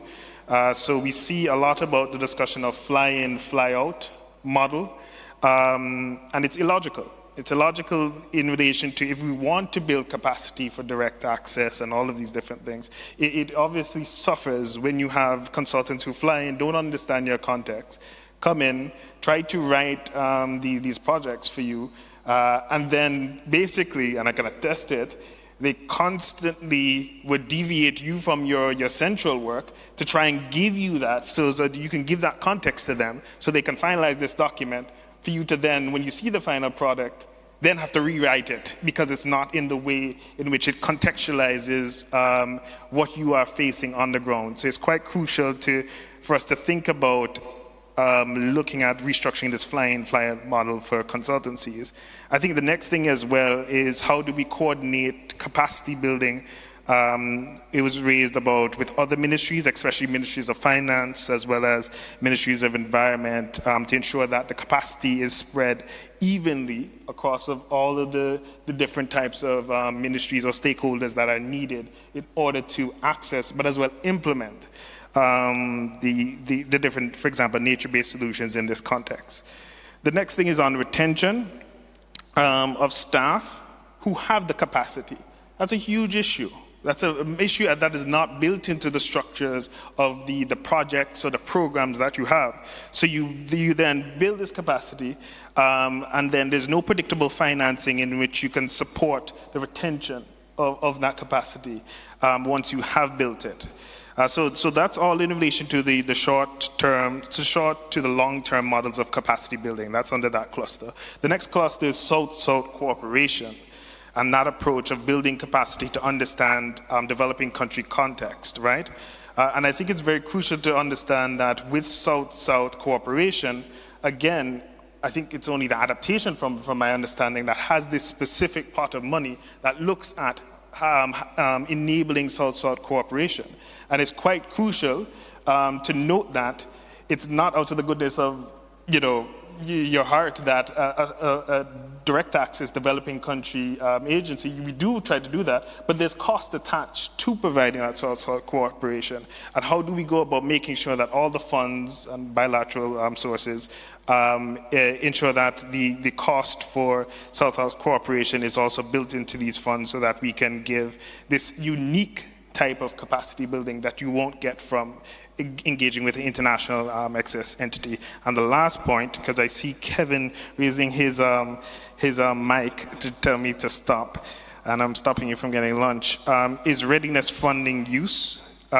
So it should be noted, at least the GCF, the Green Climate Fund, I can pick up as an example, is that they have eligible and ineligible activities that you can fund with readiness. One of the ineligible activities for readiness is actually, for example, supplementing the civil servant staff who are actually programming climate finance. You would think that's a bit illogical from the standpoint that they are the experts in climate finance, and what you would then have to use the readiness for is to hire consultants who do not understand the context, right?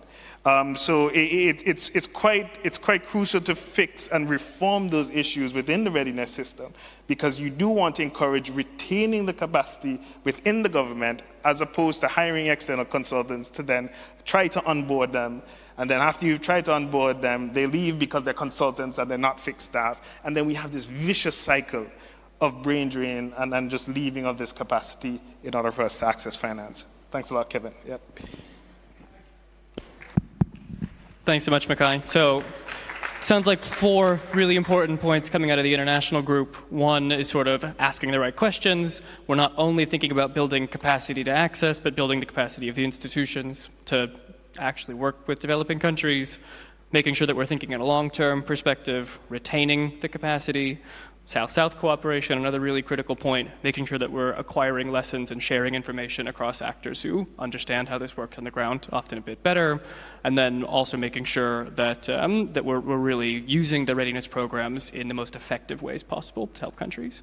I'd like to go now over to Toru for a slightly different aspect of this conversation. So we often think about access in the case of public institutions, but Toru, I know your group discussed a lot about how this works in the private context, and in particular how you get funding into the hands of medium, small, and micro enterprises. So I'd love to hear from you about that. Thank you, Kevin, and hello, everyone.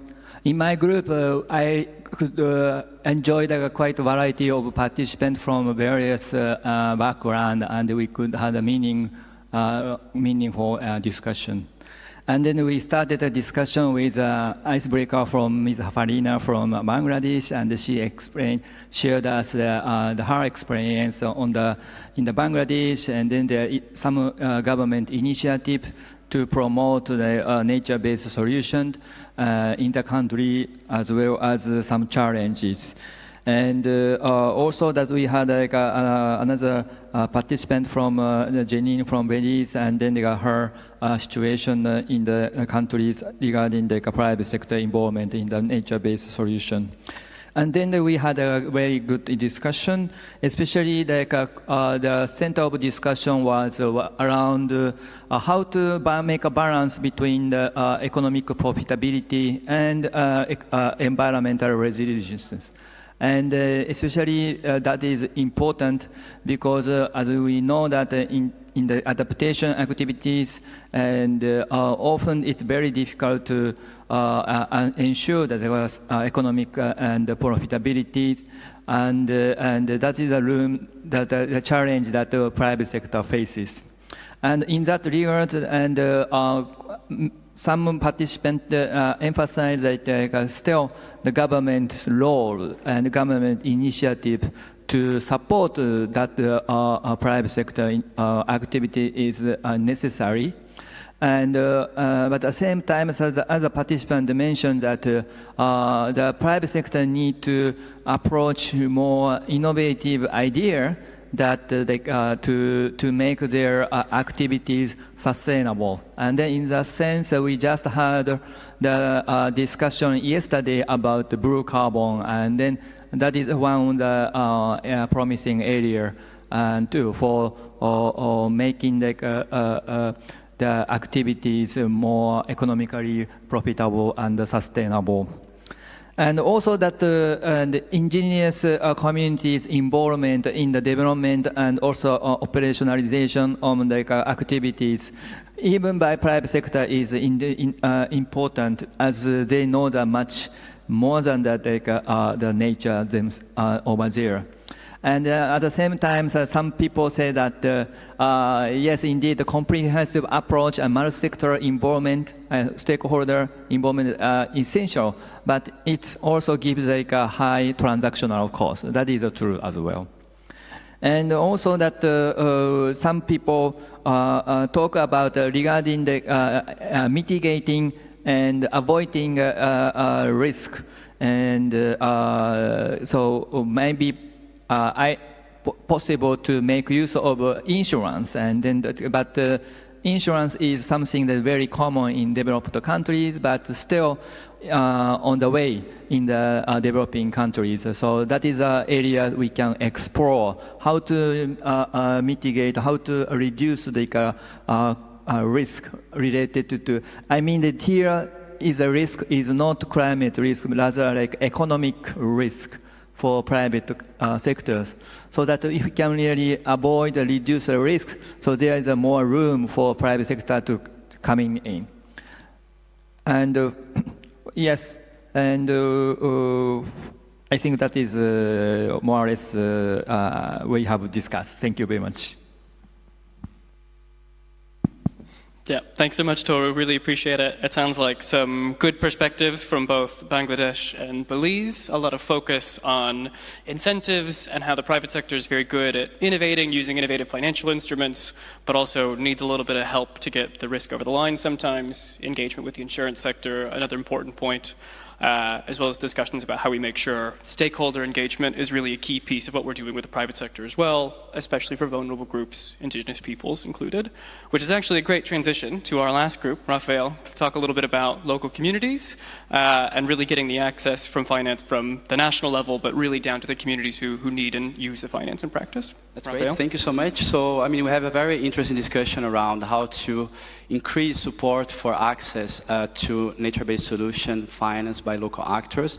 And when we talk about local actors, we refer to local governments, local communities, traditional communities, civil society organizations. So it's a holistic approach, and how can we make sure that they get more access to NBS finance. But at the same time, we also discussed the issue of involving or bringing together the various Rio conventions together, because there's somehow some gaps in terms of knowledge gaps, in terms of how nature-based solutions can really promote climate action. So somehow, because of this knowledge gap, it's also hard for them to access funds because they don't see the benefits or the co-benefits with this with the integrated approach. But we then divided the discussions around more. So we decided to take a more solution-driven approach. So we wanted to focus on solutions rather than, because we all know all the hurdles, barriers that communities, local governments face in accessing funds. So we wanted to hear experiences and from colleagues on actual solutions that we could use and be scaled up or taken up by others. And then we broke down the discussions into 4 categories, 4 discussions, which all of them somehow converge towards enhancing access to finance by local actors. And the first one was on planning, and then we went on, and here we talk about data and tools for project formulation, including local climate risk assessment, cost-benefit analysis, but also the need for recognition, because in many countries, and we heard from colleagues that there is no such official recognition of indigenous peoples, especially when it comes to local planning or when someone is formulating projects that will be then taken to vertical funds. So if in the case of the shared, by integrating that as a sort of statutory obligation by, let's say, local governments, that they need to really look at indigenous people's needs as they are doing their local planning process, somehow helped in making sure that their rights and the needs are also included in those planning processes. So that is one of the solutions that were shared, and also I mean, we see that local people are very keen to contribute because they are, at the end of the day, they are the ones, in the front lines, especially when it comes to climate change. So they are really the ones, suffering the harshest consequences. So they really have a stake to contribute here. But the issue is that capacities are still not there. So, and then for them also, it's already hard for them to understand climate change, let alone nature-based solutions, because it can be also hard for us to somehow understand what this means in practice. So capacitate local communities so they can understand better how they can promote NBS solutions at the local level. At the same time, how they can also access and also be aware of funding opportunities that are out there that they could access. So receiving support in terms of being capacitated, and then we have also moved on. To talk a little bit about project support formulation, because there are several initiatives which are out there, and somehow it's not known by many actors, especially at the local level, where there is a huge asymmetry, information of symmetry at that level, so they don't get actually the access to the information they need to access the support which are already available. And then we also heard from the colleague in the earlier session about the ADB program that will support NBS project formulation initiatives, but we also cited others like the GCF, the PPF fund, and then others that could also be used as they formulate their projects. And then we have moved on to the actual funding streams. I mean, what are the funding sources and which already exist out there that will help then the implementation of those initiatives. And then, of course, we always refer to vertical funds as a potential source of finance, like the GCF, the adaptation fund, but also there was also, let's say, an ask also to somehow have a more integrated approach from those vertical funds, and especially from the GEF, which deals more with environmental related projects, and with GCF and maybe perhaps even adaptation fund. So because in many cases, I mean, when we tag something as an investment or a project as a climate related, you need to apply specific metrics. If for mitigation, you have to go through the mitigation, the emissions that will be reduced by the project, and then for adaptation, you have to go through the adaptation rationale. But that somehow, maybe it's not the case for all NBS investments. So we need to make sure that somehow these two worlds come together and somehow have a sort of integrated approach, which is the same also in terms of standards and procedures. We also discussed that yesterday, and it came up again in the discussions. Meaning that we have like all these funds out there, and they have different rules, procedures, templates. So it's very hard for, especially for local actors, to really understand that. It's really complicated to understand how those templates work. There's very technical templates. So we were discussing maybe possibility to somehow standardize those templates or procedures. I know that there is some movement towards that from the adaptation fund in GCF, especially for direct access entities. So once you have a DAE already accredited to GCF, somehow it's a fast-tracked approach. So that could be also something to be done by when it comes to access to finance by local actors. And then we have also other examples which were actually very interesting to access funds from the Pacific community, the SPC. Which is a climate finance initiative for NBS targeting also the local level. You also had a colleague from the Queensland Land Restoration Fund that they are also targeting. It's a 500 million fund, and they also look for co-benefits, including nature-based solutions. And then we just finished by also providing some recommendations in terms of the UNFCCC processes, how to make sure that we can include more of this theme in those negotiation rooms, so we can have more and more NBS featured in those processes. Thank you. Great. Thanks so much, Rafael. Sounds like we were talking a lot about how we can involve local communities better throughout all of the stages of the access process, including planning, trying to figure out what priorities are, project design, project implementation. I didn't hear as much about monitoring and results, but I imagine there's space there as well, and very interested in the sessions later today to hear more about those recommendations for how we as the SCF or in the negotiation space can take up some of these issues. With that, we will conclude the world's fastest report back and send everybody off to lunch. Thanks.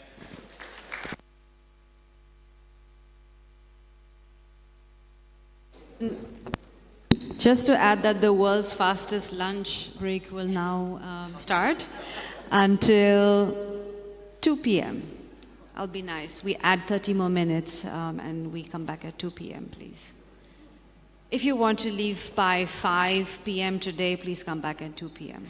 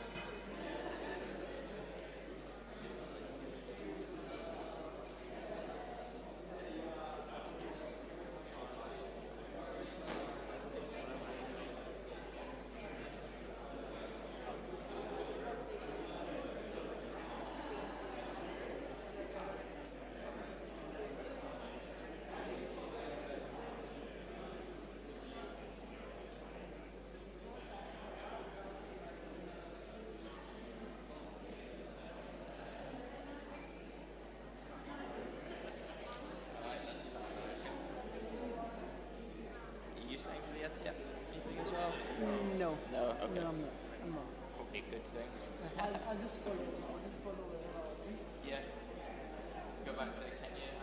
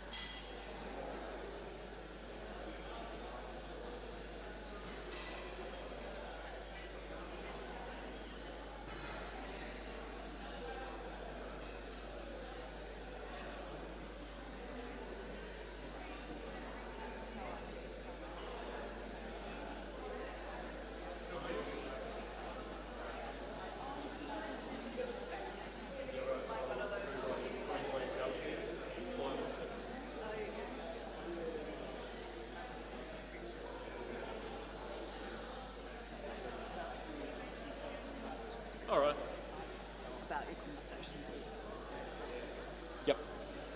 Hey, Salvo. Hello. Good. I've just been rewriting your climate strategy.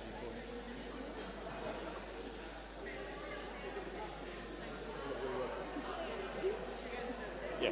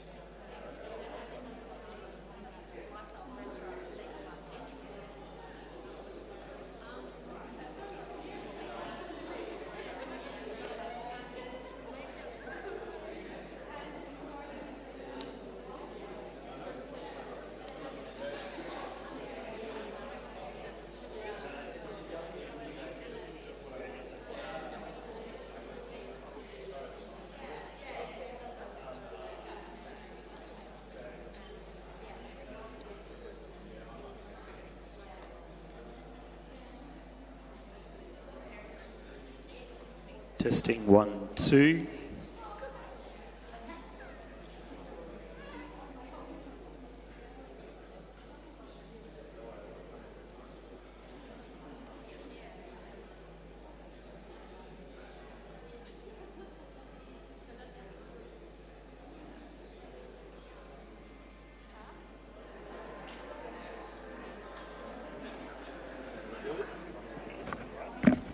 Okay. So it goes on this way, from behind, over your ears.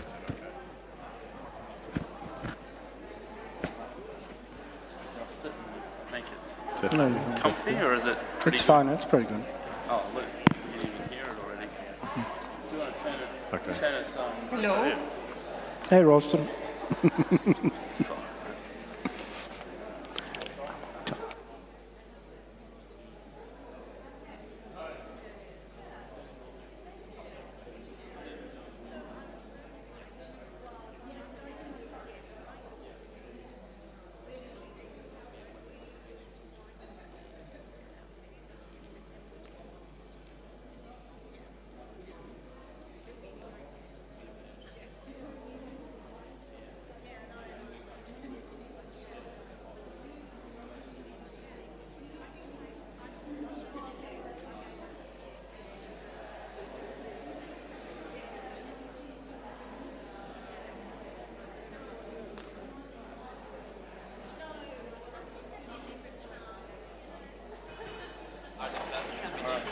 liven you up. Yeah.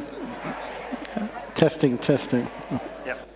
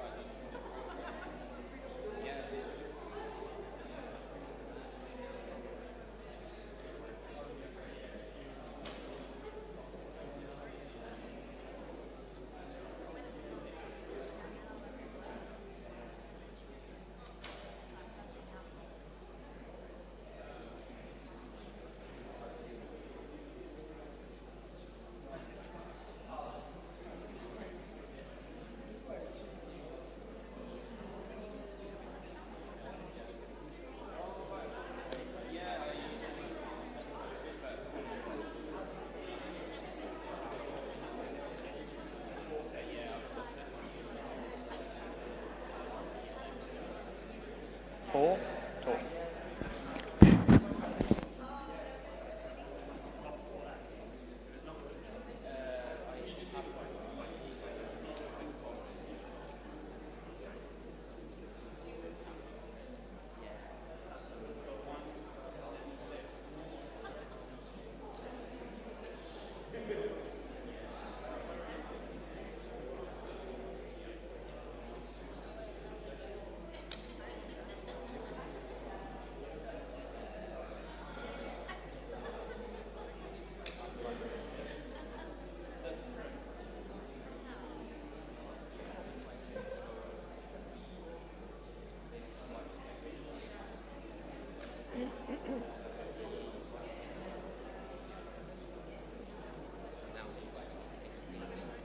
I think we need to change the...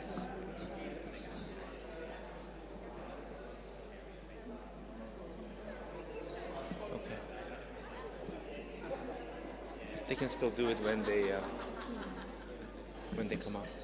Or would you like to first do that before we... I might just do it now myself. Okay.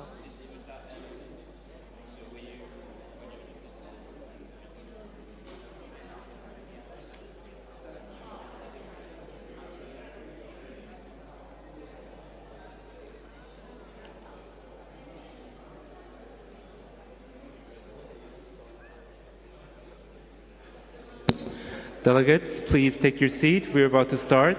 Thank you.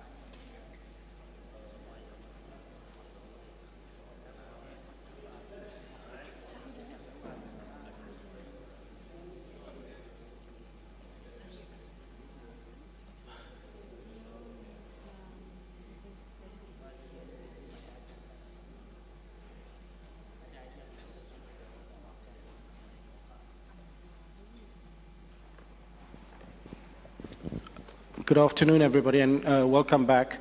This is probably the difficult part of it, especially after lunch. Like nobody wants to come back to a session here. So they've given me this difficult task of trying to control the spot. But for those who know me, I've been given a script, and generally I tend to deviate from the script. So I do warn the panelists, I might ask you something that wasn't in the questions, but we'll try and make it exciting. So, welcome to the session. We're going to do now in this session, enhancing access to finance for nature-based solutions.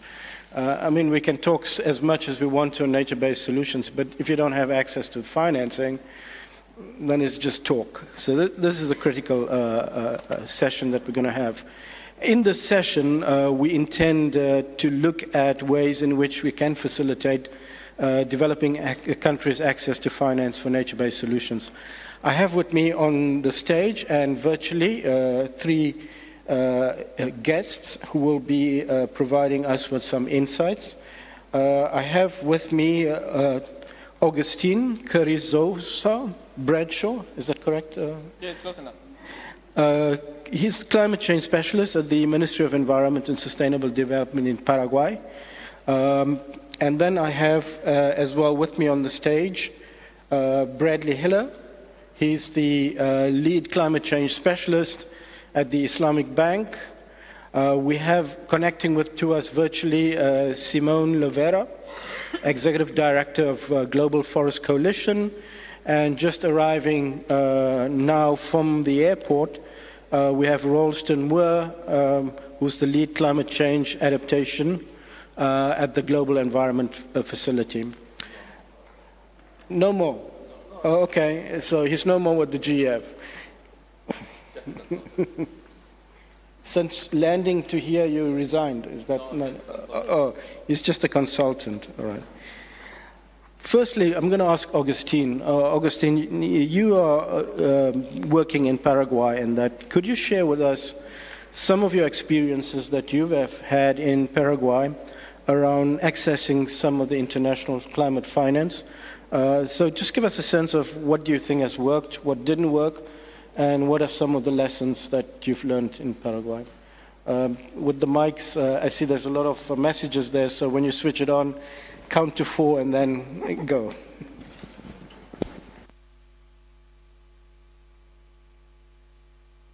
Hello. Oh, okay, thank you. So I was gonna give like you said, like I wasn't gonna follow the speech either, but I was planning to give some context of Paraguay's relevance for natural-based solutions regarding policy development. I'm not gonna go through all of it as I was planning, all these notes, but like I do want to say that since the updating of the NDCs in 2021, we defined natural-based solutions during a process, a participatory process done at a national level with different institutions from the government, civil society, private sector, academy, local governments, including as well indigenous communities. We identify natural solutions as a main topic, a cross-cutting topic that was basically going through all the adaptation measures particularly. So we did have some experiences with the Adaptation Fund and the Green Climate Fund related to the developing of projects. Some of the results I can see from what we're listening these 2 days are very similar to the experiences that other countries have.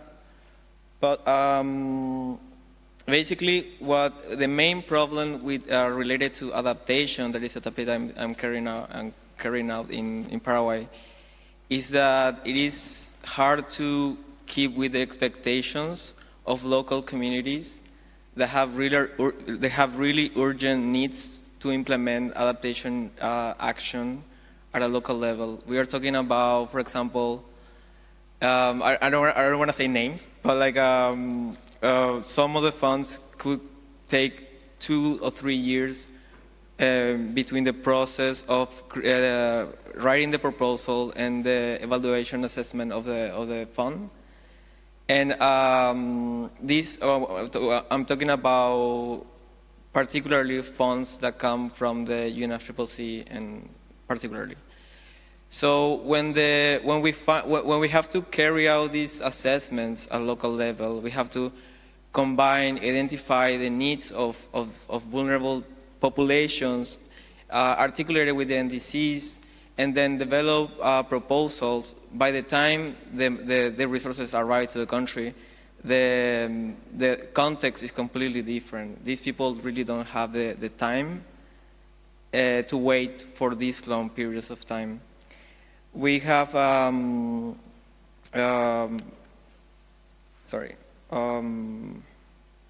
we found as well that there are the complexity of something that was said a lot as well. The complexity of the formulation of projects is really high, and there is how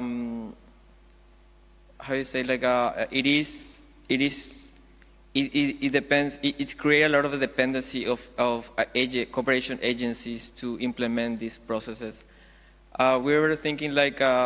It is true. We need these cooperation agencies to be able to write and assess the projects. But at the end of the day, these capacity building processes are not staying in the country, and we need to develop some kind of safeguards that make sure that these capacities are staying in the country and they can go from national to local levels. There are also, like, I just wanted to mention as well that there are interesting cases that we found during this process of creating projects. There are interesting cases about local institutions that are based, for example, local cooperatives or community cooperatives that have shown better results in canalizing the needs and finance mechanisms at a local level than the instruments from the convention, unfortunately. And we think that it's important to canalize these experiences in a way that can be used as a model to design mechanisms that, for the convention, that can arrive better to the communities. Yeah. Thanks very much, Augustine. Bradley. You've heard now Augustine saying it takes so long, it's kind of complex, there's serious challenges, capacity, etc. Being part of a development bank, what do you see from your side, on the other side, being a bank? What are some of the common challenges that you find, particularly when countries are coming to you in terms of accessing climate finance? And what are some of the measures that you guys are doing in order to support these countries? Yeah, thank you very much. Firstly, thanks to the UNFCCC, the Queensland and Australian governments, and the traditional landholders for hosting us here today. At the Islamic Development Bank, we are pleased to be here to learn from our colleagues and also to share progress on our journey on nature-based solutions. Just as a quick introduction, for those less familiar with the Islamic Development Bank, we are a multilateral development bank similar to the Asian Development Bank and the World Bank, who are here today as well. We support 57 member countries and Muslim communities globally, which obviously covers a wide range of climates and also natural environments. And we're also a South-South institution, so part of our mandate is to support South-South exchanges, etc. In terms of common challenges, thanks for the question, I'd like to boil it down to, sort of oversimplify it, but boil it down to two sides. One is demand side and one is supply side challenges from an MDB perspective. Firstly, if we look at the demand side, MDBs generally respond to requests for support from member countries. Yesterday we heard that currently there's limited fiscal space in many countries. And I guess addressing some of these issues is an important point to start, and why are some of our countries facing this. Just today I read on my phone that Brazil is expected to have 60% of their population as food insecure at the moment. So food insecurity, Brazil's not one of our member countries, but food insecurity is a big issue facing many of our member countries at the moment. And our bank just recently launched a food security response program there. I think it was about $10.5 billion. So this is a big concern. In addition to this, obviously countries are also recovering from COVID. Again, the multilateral development banks provided emergency relief in these cases. And then we also have climate change more broadly and associated issues such as just transition. Earlier this year, we produced a knowledge product on adaptation and nature-based solutions. And in terms of demand, we found that 1 in 4 of our member countries have integrated nature-based solutions into their NDCs. So if we're using the NDCs as some sort of guide on potential support to countries, then we can work with countries to increase the demand from this side. Also, as many people may know, most MDBs adopt a process which we call either member country partnerships or strategies. What are these? These are documents that serve to guide the MDB strategy in a country for a period of about 4 to 5 years. And this is a consultative process with the member country governments. And if we think about some of the issues that I just discussed, if we're looking at developing member country partnerships at the moment, some issues such as food insecurity or COVID recovery may be high priorities, and nature-based solutions may be part of that discussion but may not be at that same priority level for some countries. I think if we acknowledge this, along with the fact that people have been talking about over the last couple of days about data shortages, risk management, some of these sorts of things, then I think there's some work for us to do as MDBs to help countries emphasise these nature-based solutions. I think in terms of supply, if we look from our side as an institution, like most people here, this is an emerging topic and something that we're still trying to put support systems in place to do that. Early this year, we updated our organisational strategy, and it's now really focused around green development, and climate change is central to that, as well as what we call green, resilient and sustainable infrastructure. However, if I speak to some of my private sector colleagues, in terms of looking at nature-based investments and things like this, they may still raise with me issues around internal due diligence processes, the fiscal status of the country, from their side, the complexity of and limited experience that we have with nature-based projects.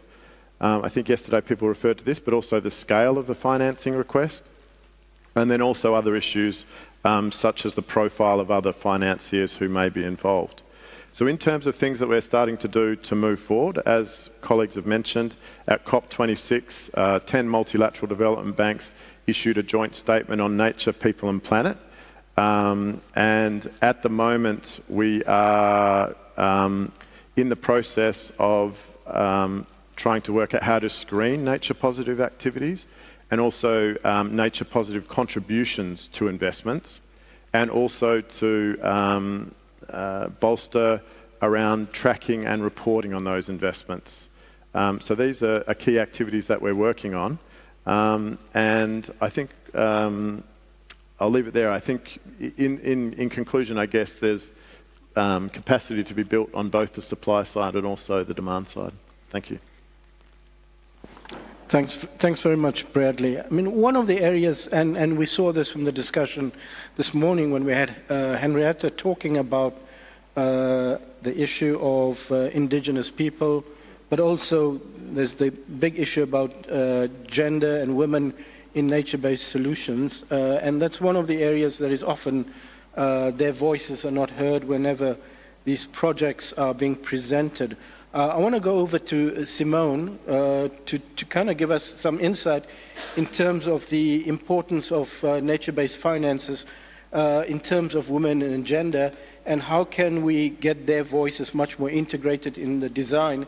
And then I'll switch over to you, Agustin, to bring the dimension of the indigenous people and that from Paraguay. Maybe there's some lessons we can learn from there. So I'll ask Simone. Simone, could you just give us some insight on the issue of women and gender in the issue of nature-based financing? Yes, thank you very much. I hope you can hear me well. I'm sorry I cannot be there in person, but it's saving a lot of carbon emissions by not traveling over. So thank you for this opportunity to highlight some of the concerns of the Women and Gender constituency of UNFCCC, which is the major group that is representing women's groups from all over the world in the convention. This question is really important to us, but I'm not sure you would like my early morning response to it, as the Women and Gender constituency, like many other rights holder groups, opposes the use of terminology nature-based solutions within UNFCCC context. We strongly prefer using the term ecosystem approaches or ecosystem-based approaches to adaptation, for which very good guidance was already adopted by the Convention on Biodiversity. And we think coherence between the Convention on Biodiversity and the UNFCCC, especially in the field of nature conservation, is exceptionally important.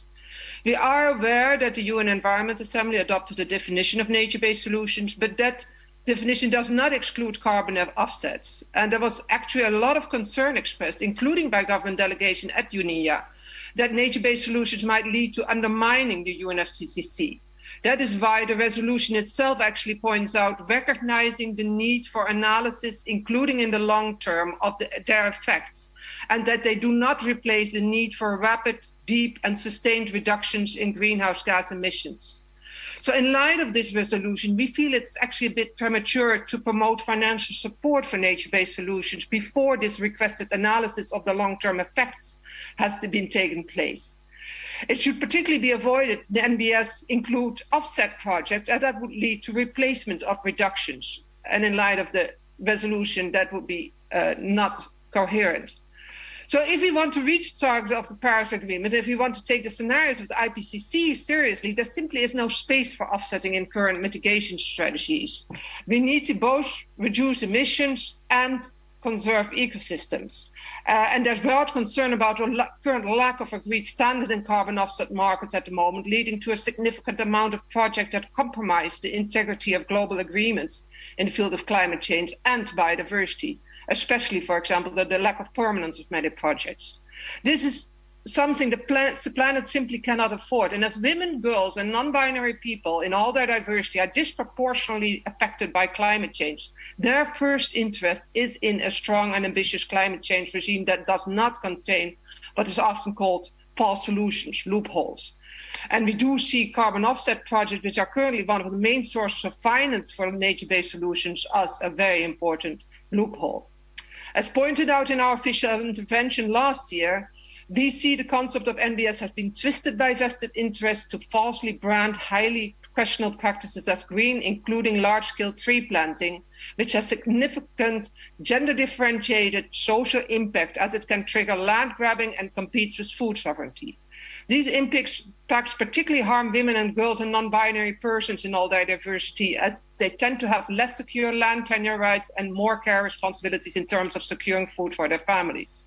And we've already seen significant conflicts on the ground between agencies promoting monoculture tree plantations, including under the nature-based solutions umbrella, and indigenous and other rural women trying to defend their lands and ecosystems. And there's actually a very strong case around this in Paraguay. As many NBS projects are driven by corporations, they tend to be profit-oriented and marginalized economically less powerful actors like women, who depend more on the non-monetary values and products ecosystems can provide. Instead, we do call for real solutions, gender-responsive, community-driven, and holistic approaches to climate change mitigation, adaptation, and resilience, which should be central to all climate action. There's a lot of examples of such ecosystem-based approaches, including coastal habitat restoration, agroforestry, integrated water resources management, livelihood diversification, and community-led sustainable forest governance. And you can find a lot of examples of such initiatives on, for example, the Global Forest Coalition website, or, for example, if you look at the Gender Just Climate Solutions Award, website, which is an award that is handed over every year to women's groups that showcase truly innovative, gender-just climate mitigation and resilience initiatives. The challenges that these initiatives show in access and finance have actually just quite well been elaborated by my Paraguayan colleagues. So for the interest of time and not to duplicate them, I will not repeat them here, but his story is very recognizable to us. These are the such solutions that really truly need to be supported, but please note that we prefer them not to call them nature-based solutions, but rather ecosystem-based approaches to adaptation in line with the Convention on Biodiversity. And then lastly, talking about coherence with the CBD, we also call for divestment from harmful sectors and projects like fossil fuels, bioenergy, and unsustainable livestock farming, and alignment of all financial flows with both the climate and the Biodiversity Convention. This is actually a central element of the draft resources mobilization strategy that is currently being discussed by the parties to the Convention on Biodiversity. It is estimated the global community continues to invest more than 30 times more funding in projects that harm biodiversity than it invests in projects that conserve biodiversity. There has been a long-standing call for more coherence between the Climate and Biodiversity Convention, including by the Women Caucus of both conventions. So I just call upon the Standing Committee on Finance of the UNFCCC to align its work with the future resources mobilization strategy of CBD and to focus at least one of its work streams on redirecting and eliminating these harmful financial flows, including perverse incentives. Thank you very much. Thank you very much, Simone. And I think there's a lot of the SCF members here. You've heard the applause, so people have heard you, and SCF members will take that on board. Augustine, some of the lessons in Paraguay with indigenous people, what can you tell us there? Yes. Yes. So actually, well, Paraguay has like many small community, indigenous communities spread across the country. What is important about the work that they have been doing with the government is that they are very involved in climate change actions, especially when we talk about natural-based solutions and the implementation of local plans and identification of priorities and needs for both adaptation and mitigation. So we have a National Commission of Climate Change where these groups of indigenous communities are very involved in the process of decision processes, particularly for the funds from the convention. What I can tell you is that there are active participants during the process of designing projects that are financed primarily by bilateral funds. Usually they come from different sources related to development or indigenous rights that supports different topics like food security, land rights, and cultural heritage in general. But because the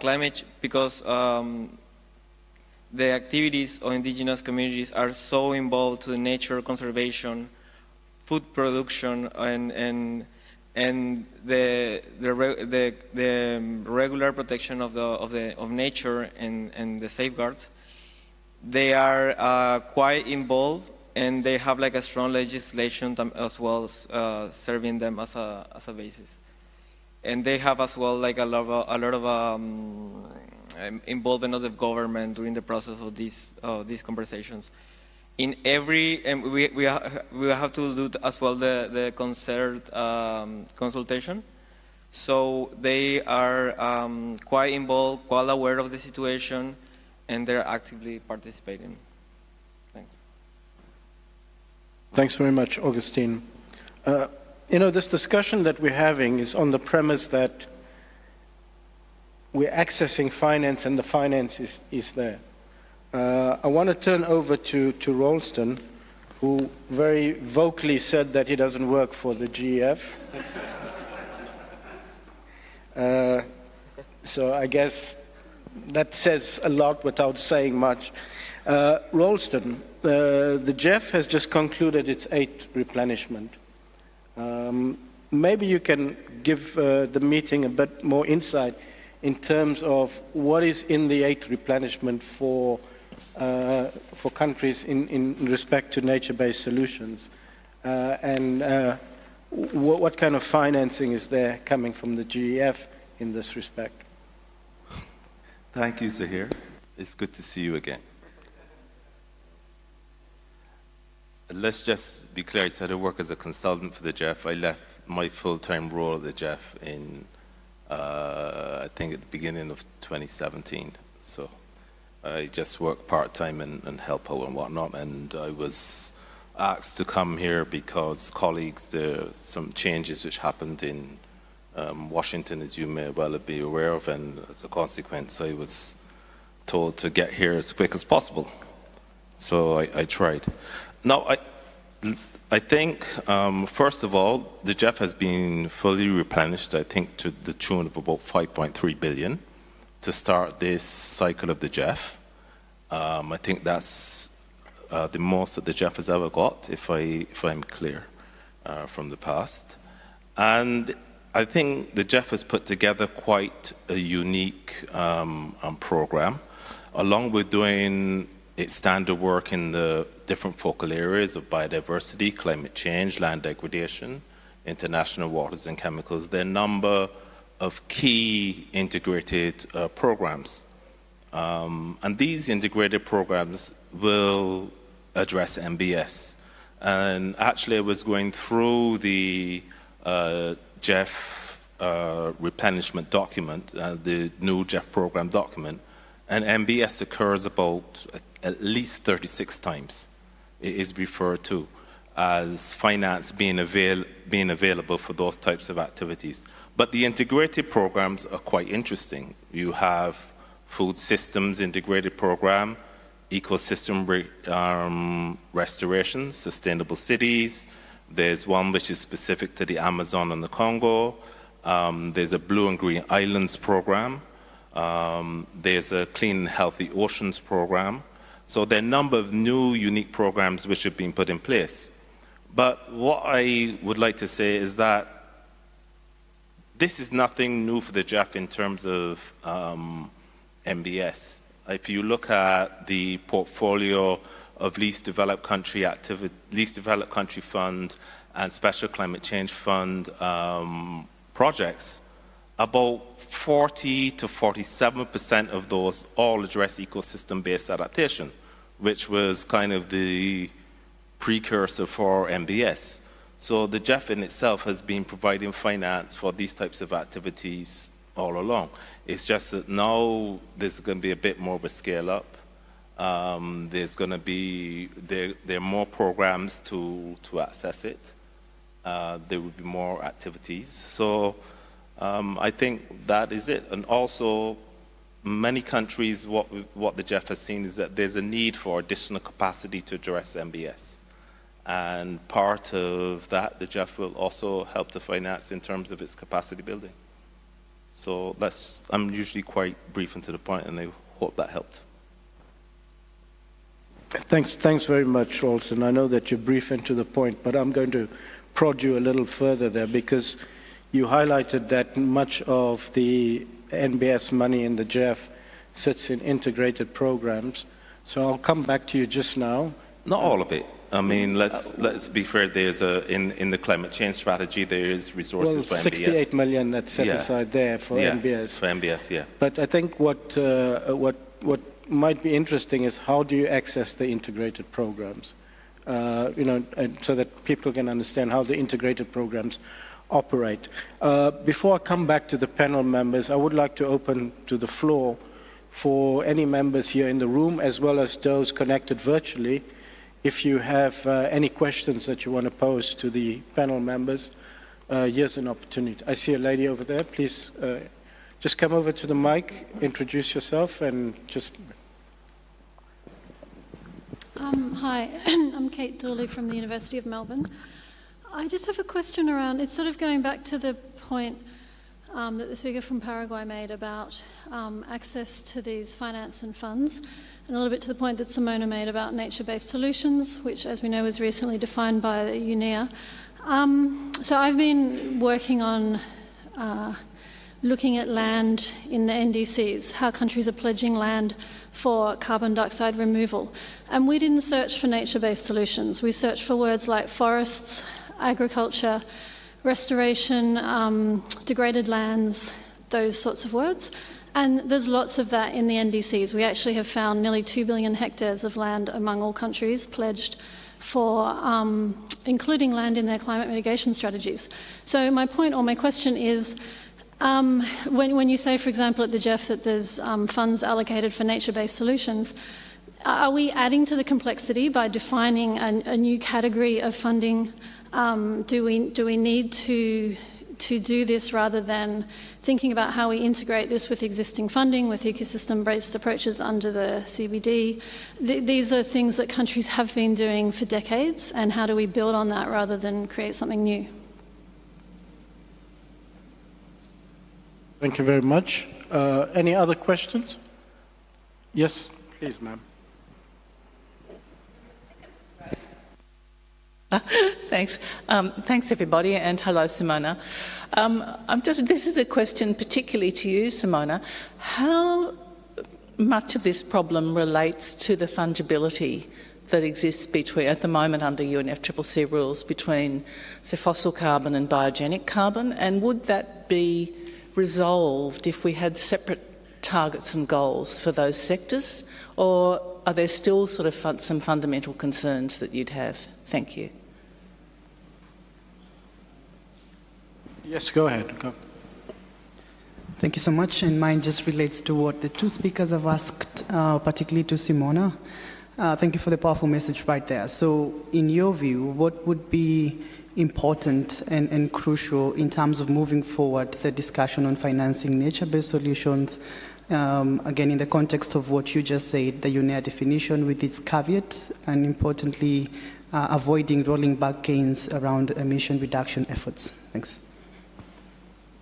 Thanks very much. Maybe I'll hand over to you, Simona. There were two questions specifically directed to you, and then I'll come to the panel members on the issue of the complexity with the defining NBS. Simona, over to you.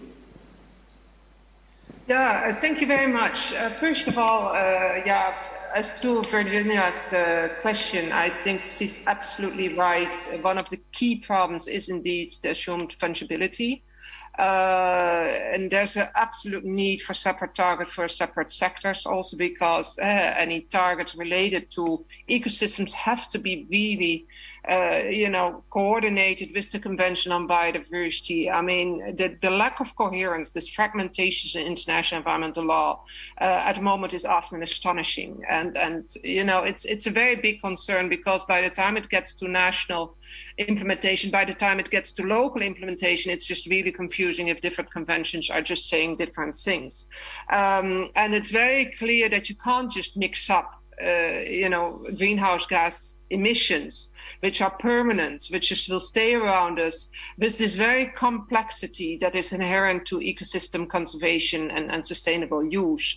A complexity that, as described in the ecosystems approach, is also very much an issue of involving people, involving rights holders on the ground. And there's a big concern that if you relate global targets to something as sensitive as, the place where people live, those people, which are often economically and politically marginalized when they live in biodiversity-rich ecosystems, because those are the ecosystems that are often remote from centers of power, there's an inherent risk that you will actually bypass their rights and interests. So that is why you need to be really cautious with everything that has to do with ecosystems, and there need to be absolute two very separate targets for separate sectors. And I think the current fungibility is indeed exceptionally damaging. In terms of the way forward, I actually think I do feel that Kate Dooley's question is really important, because we've seen this before with REDD+, that actually a lot of existing forest initiatives were suddenly rebaptized into REDD+, and that actually wasn't helpful at all for the forest conservation sector. And I've done quite extensive research to that, and there was a lot of frustration uttered by key actors in the forest conservation sector that what they had been doing for years was basically now overlooked and dismissed, and then suddenly this new term was invented, and they had to sort of rephrase everything, and it's indeed why do we need this sudden new term when actually so many, sectors have been doing, and especially rights holders on the ground have been doing so much fantastic work for years. I mean, if you see the record of indigenous peoples conservation, of what indigenous women and men have been doing on the ground for centuries, you need to build on that. You need to support that. That's partly a matter of money. It's partly also very much a matter of respecting their rights, of making sure their land is not taken away from them, respecting their governance rights. And that needs to be really central. And that requires some funding. That requires definitely some capacity building also in governments to make sure, rights-based programs are in place to ensure that, the right legislation is put in place to defend indigenous people's local community rights and women's rights on the ground. But these are not the massive amounts. And if you look at the money for GF, it looks a lot, 3 billion. But, these harmful investments add up to 3.1 trillion US dollar per year. So I think actually, it's just a little fraction we have to support things. And if we then use that for the real rights-based approaches, we can do a lot. But if you just do it for silly things like payments for environmental services, we will waste all that money very quickly. So I think the way forward is really the rights-based approach. Thank you very much, Simone. Maybe over to our panel members for the defining causing complexity. Bradley? Yes, thank you for the question. I think this is, the colleague who asked this question is something that's being discussed at the moment. And Simone referred exactly to this, is whether you focus on adapting or enhancing existing mechanisms, which might have been set up for something such as climate change or agriculture or something like this, which is related to nature, but maybe the original goal wasn't exactly that. And certainly at the Islamic Development Bank, we have a whole range of programs that can integrate nature-based solutions more clearly, ranging from a reverse linkage mechanism program where we encourage South-South knowledge exchange, capacity building, and technical assistance between countries. And this, at the moment, is not focused on any one sector or capacity, but from energy to agriculture to health. So nature-based activities certainly could be integrated into programs like this and encourage knowledge sharing. We also have crowdfunding platforms where we access directly to communities. And again, maybe to date, this has been focused on models around renewable energy and other things. But we do have examples where this has been used to support communities to protect forests and also promote sustainable livelihoods in these areas.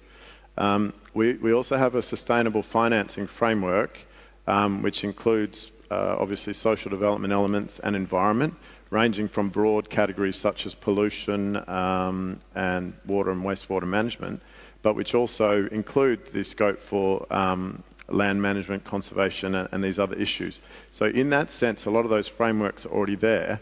But in cases where, for example, we have issued green and sustainability sukuk, which are the Islamic equivalent of green and sustainability bonds. So there is scope there for nature-based support.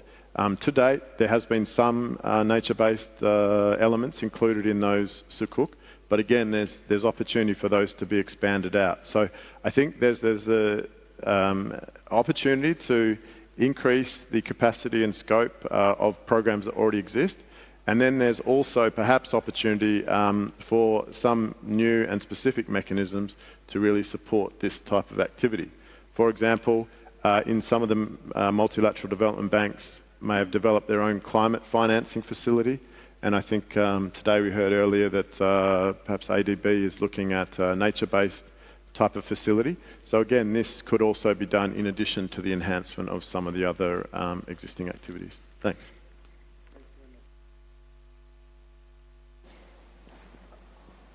Yes.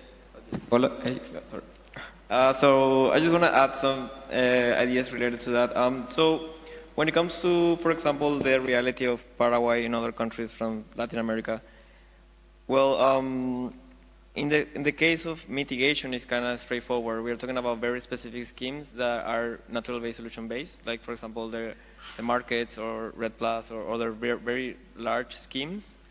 But I think the complexity really comes when we talk about adaptation that is very context specific. I think it is important to, when we talk about this complexity, understand really what we need to find is a way to measure this in a way that can be like capitalized and can be bankable for different sources. And to as well, if we are defining natural-based solutions, we are trying to give it a label to be able to differentiate the different types and carry out examples or taking study cases. We need to consider as well how this information is created from a local perspective. We are talking about rural communities that have been doing this for thousands of years, but like hundreds of years, and like indigenous communities as well. So what are we trying to really do when we define this? Are we trying to find instruments that can be used to pay for these services? Are we trying to show how these services are being implemented for thousands of years, and we're trying to show the world that this is valid and this is a climate change action that can be implemented and replicated in other countries? These type of questions are the ones that we need to include, I think.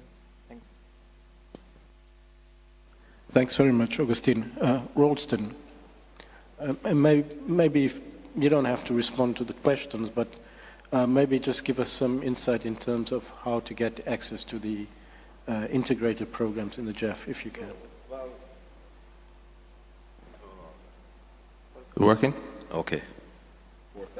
The 4-second rule. Right. No, I mean, just to respond, I kind of agree with what the panelists have said here, especially my colleague to the left, in that we really have to sit down and build the capacity of communities and of countries to actually address these issues and get them right.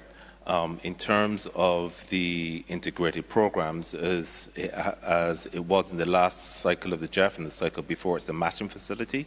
So you have to put some resources from your country allocation, your star allocation, in order to access resources from these integrated programs.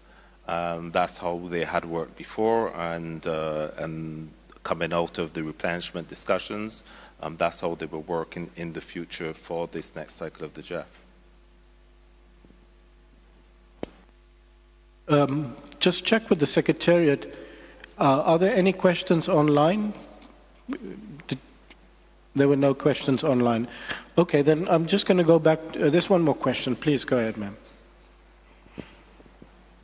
Fiona Ryan from the National Wildlife Federation. There's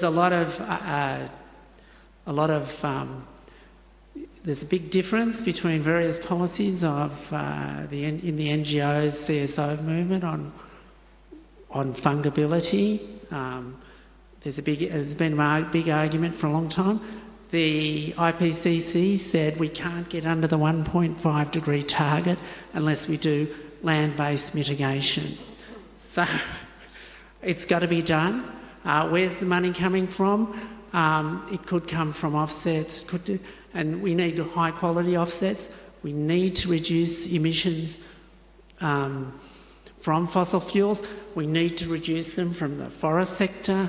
You know, I mean, the trouble with Red Plus was they paid $5 a tonne if they converted to large-scale agriculture, which is 70% of deforestation.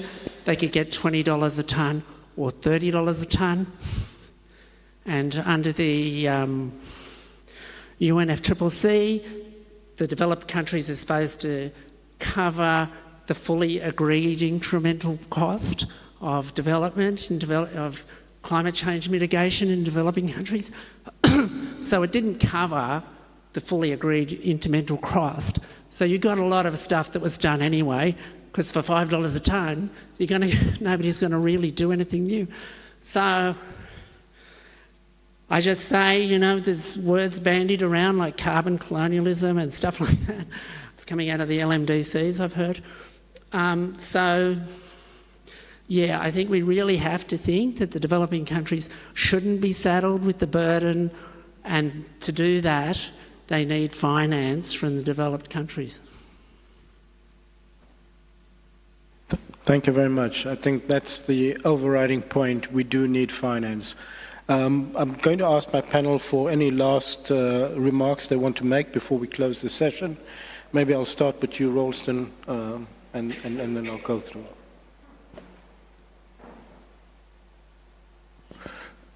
Sure, thanks, Zahir.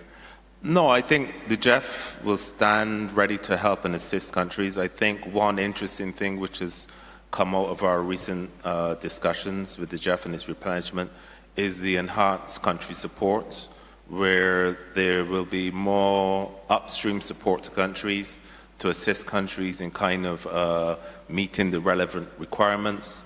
There will be also a little bit more help in helping countries develop their projects, again, to help them to meet their requirements.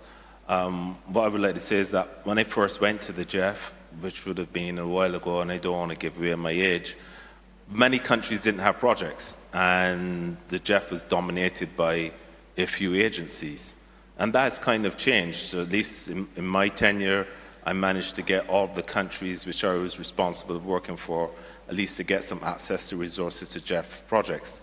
And I think it's changing again. There are a lot more agencies countries can work with, and I think the GEF is taking a little bit more of a hands-on approach to actually sit down, work more upstream with countries, and work a little bit more on one-on-one with the countries, because we know access has always been a problem, and it always will be a problem, not only for the GEF, but for many other institutions as well, particularly for the LDCs, particularly for the SIDS. And so for part of that, as it relates to the SIDS, there's going to be some targeted support to the LDCs and SIDS to address those urgent adaptation concerns. But as I said, there will be some more support coming to countries to help them to meet the requirements. And the GEF will also continue to work with the GCF in terms of the planning and seeing how they can work more effectively together. So that's just my little piece for now. Thanks very much, Ralston. Augustine? Sorry. Yeah, I just want to give some... Sorry. It's not COVID. I just want to give some final reflections about Paraguayan experience related to the climate finance mechanisms. Right now, the institutional capacity of the government is really low in order to be able to canalize these resources. And because of the current scheme that involves a lot of intermediaries to the governments, there is a lot of dependency of these institutions, which at the end of the day, they stay with all the capacity, and as it was discussed many times and during the day particularly. As well as the mechanisms right now, what we found is that most of them are very useful when we're talking about transformational changes, long-term transformational changes, but there is a need for more specific products that can be used for adaptation purposes particularly. These are different, these have different schemes and frames that are more short terms, and we need to see what to, well, I mean, it would be great to find these kind of solutions from the convention instruments particularly. We have some experiences from bilateral cooperation, but they are very context specific to small areas they are very context specific basically. And it is important to as well assess a little bit about how some national cases are being developed in the countries. There is a lot of knowledge about how about instruments and technical capacities that are being provided for rural communities, farmers, indigenous groups, experiences that can be capitalized for the convention and take like examples or use it as instruments that can be adapted to very context-specific situations. That's pretty much it. Thank you. Thank you, Augustine. Bradley? Yeah, thank you. I think I'll finish with just 3 brief points. I think, as we've seen over the past 2 days, I think this is a journey where we're all learning together. So I think this is very important that we share experiences and share knowledge and all move forward as one and promote a range of voices in the discussion. I think secondly that even if we do have ecosystem or climate goals, we must always remember that promotion of sustainable livelihoods and engagement of Indigenous communities, women and youth will be essential to move forward. And then finally, I think in an area such as this, which is fairly new and not operating at scale at the moment, at the scale required, I think this will require some combination of experimentation, innovation and trailblazing projects, as we've heard about earlier today, and then also the scaling, so we do reach impact at scale. So I think, yeah, if we all move along on a journey in those directions, I think could be a good start. Thank you. Thanks very much, Bradley. And finally, Simone, any last remarks from your side? Yeah, I think I just want to remind us that the dramatic events in Pakistan just recently, in which particularly women were affected, I mean, they show us we are already in a very, very deep crisis. I mean, it's also always, sort of suggested that, as long as we reach 1.5, we are fine. No, we are not fine. We're already not fine. So what we absolutely need at this moment are and strategies. We cannot afford things like offsets anymore, either or strategies. We need to drastically reduce emissions and immediately halt all deforestation and forest degradation. And this was actually already agreed upon in the Sustainable Development Goals for 2020. So this has to be done already. We have to mobilize funding and make it accessible for the real solutions implemented by rights holders on the ground, and small grants facilities, for example, also have a lot of useful experience in this respect. We need to cut the red tape in finance.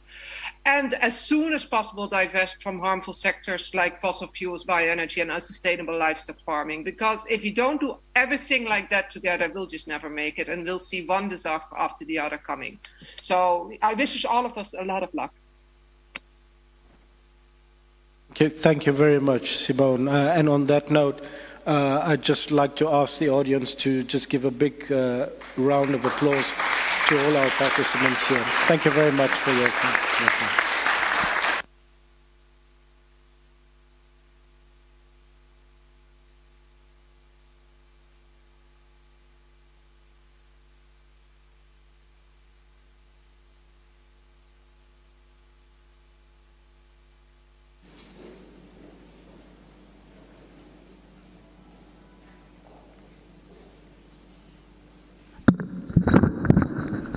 Thank you much, Sahir, everyone. So this is the final session of the forum.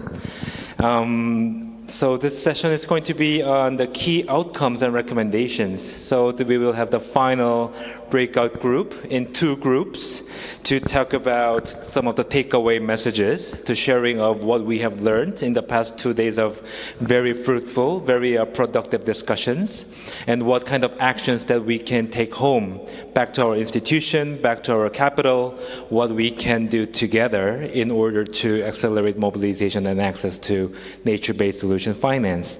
And also at the same time, many of you may be aware the SCF will be having its next meeting this week in the same venue. And what the SCF wishes to hear from you is what kind of key messages that you would like the SCF to consider in summarizing the outcomes of this forum. So the SCF would like to hear from you in that regard. So we will quickly go into that discussion. We are now at 3 o'clock, so you will have until 4 o'clock, including the coffee break. So the more effective and fast you can go through, then you will have more time for the coffee break. So a little bit of incentive towards that end. So our Secretariat would like to suggest that this group right here form Group 1. We would like to invite you to that kangaroo nest over that corner. Will be moderated by our SCF member, Mr. Kevin Adams, who will moderate in that group. And this group right here, we would like to invite you to the room Tully, where you will be joined also by the virtual participants as well, and to be moderated by our dear co-chair, Zahir Fakir, in that room. So please proceed and move to your groups now, and again, until 4 o'clock, including the coffee break, and we will reconvene here at 4 to have a final outcome. Thank you very much.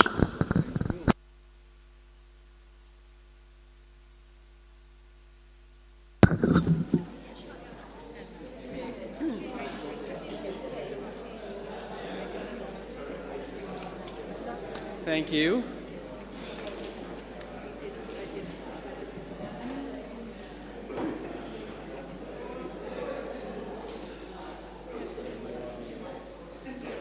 All good, go ahead.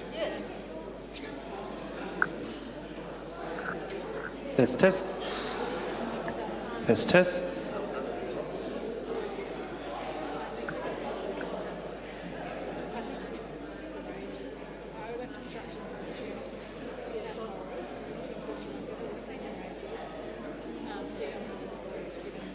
Recording in progress.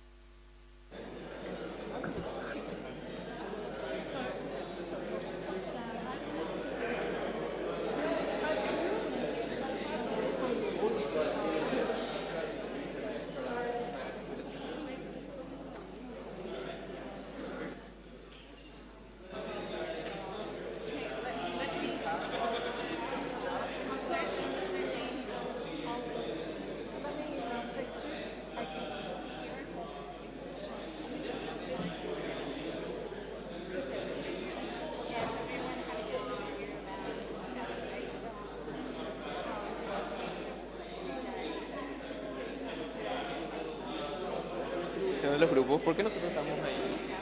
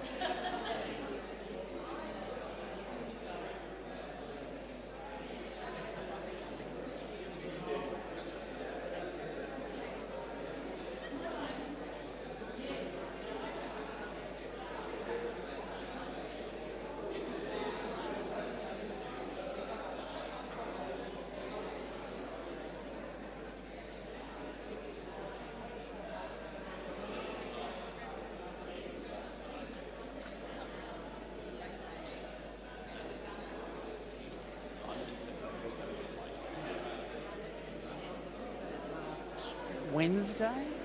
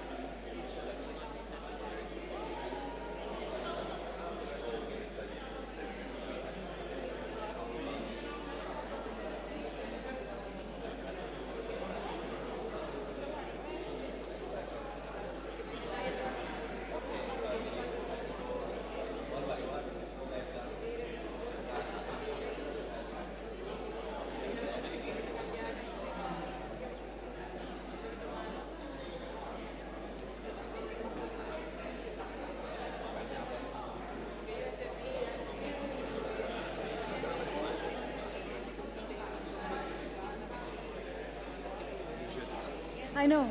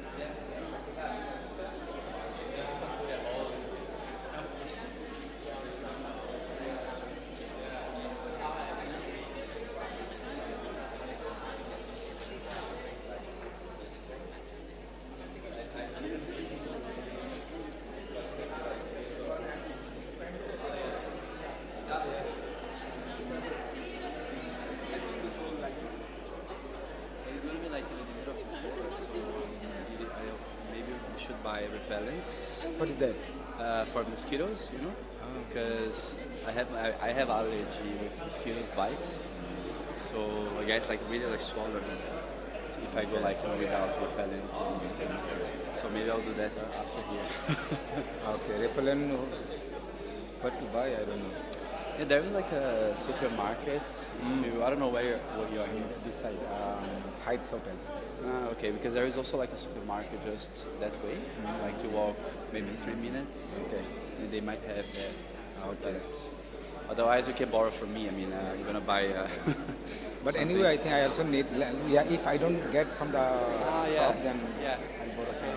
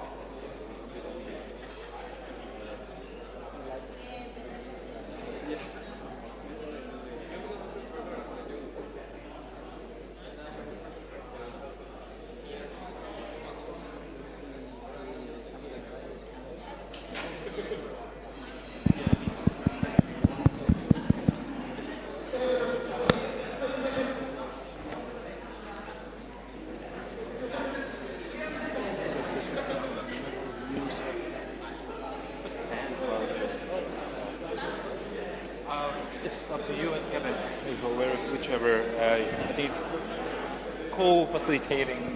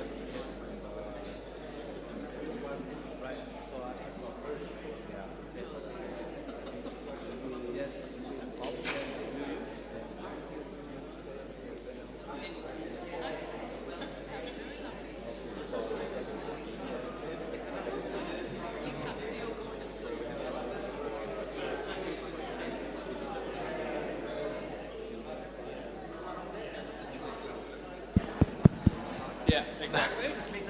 Yeah. I'm here to announce. What do you want us to do? So basically, that you would share the findings of the group, then you will do that. Then just ask around. I think it's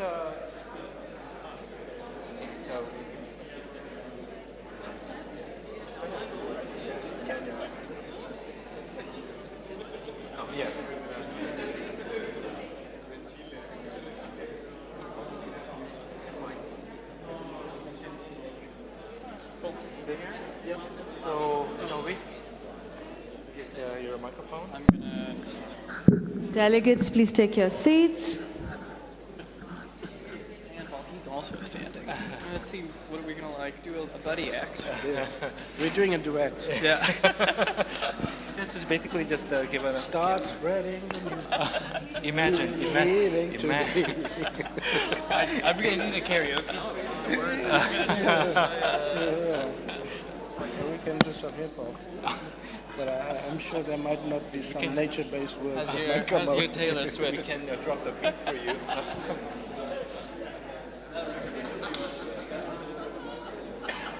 All right.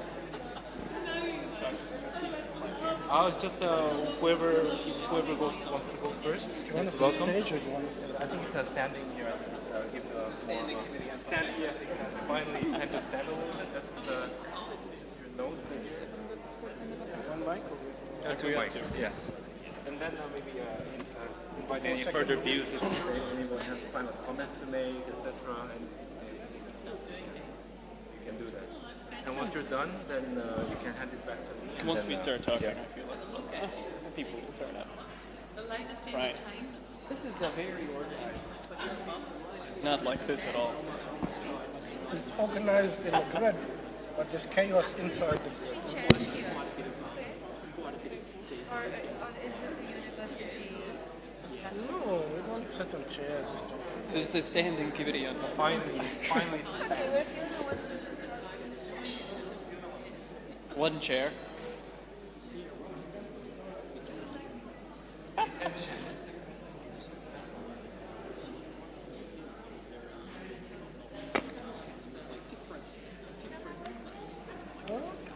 We were told the standing committee on That's true. You have to stand. All day. That's okay. I'll just put my stuff here. Well, you guys are doing the talking now anyway. Yeah.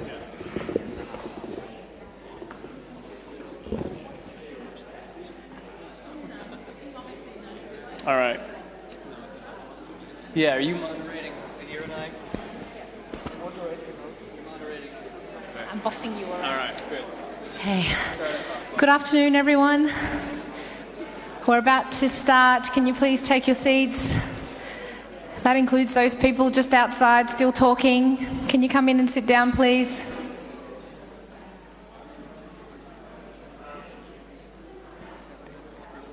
Craig Robinson, come in and sit down, please. All right, colleagues, we're nearly at the end of the two-day forum. Thank you so much for being with us. This is our last session, and it'll be a wrap-up of our breakout groups. And without further ado, I will hand over to Zahir and Kevin. I'm not sure who's going first. You guys decide. Thank you. No. As the chair, I take seniority and hand over to my colleague Kevin. As you see, we're standing because we belong to the Standing Committee on Finance. But Kevin, please go ahead. Thanks, boss. Happy to take it away to start us off here. So as you know, we had 3/4 questions that we were supposed to handle in our breakout groups. One was the key messages that we should be taking forward from the forum. The second was what the diversity of actors in the room were going to take back to their respective capitals, headquarters, institutions to take this forward. And the 3/4 was what the SCF specifically was going to take up. And in our group, we sort of lumped the institution and SCF questions together, given that the SCF has a role in providing draft guidance to some of those key institutions. So on the key messages front, we highlighted, I think, 3 key things from our group.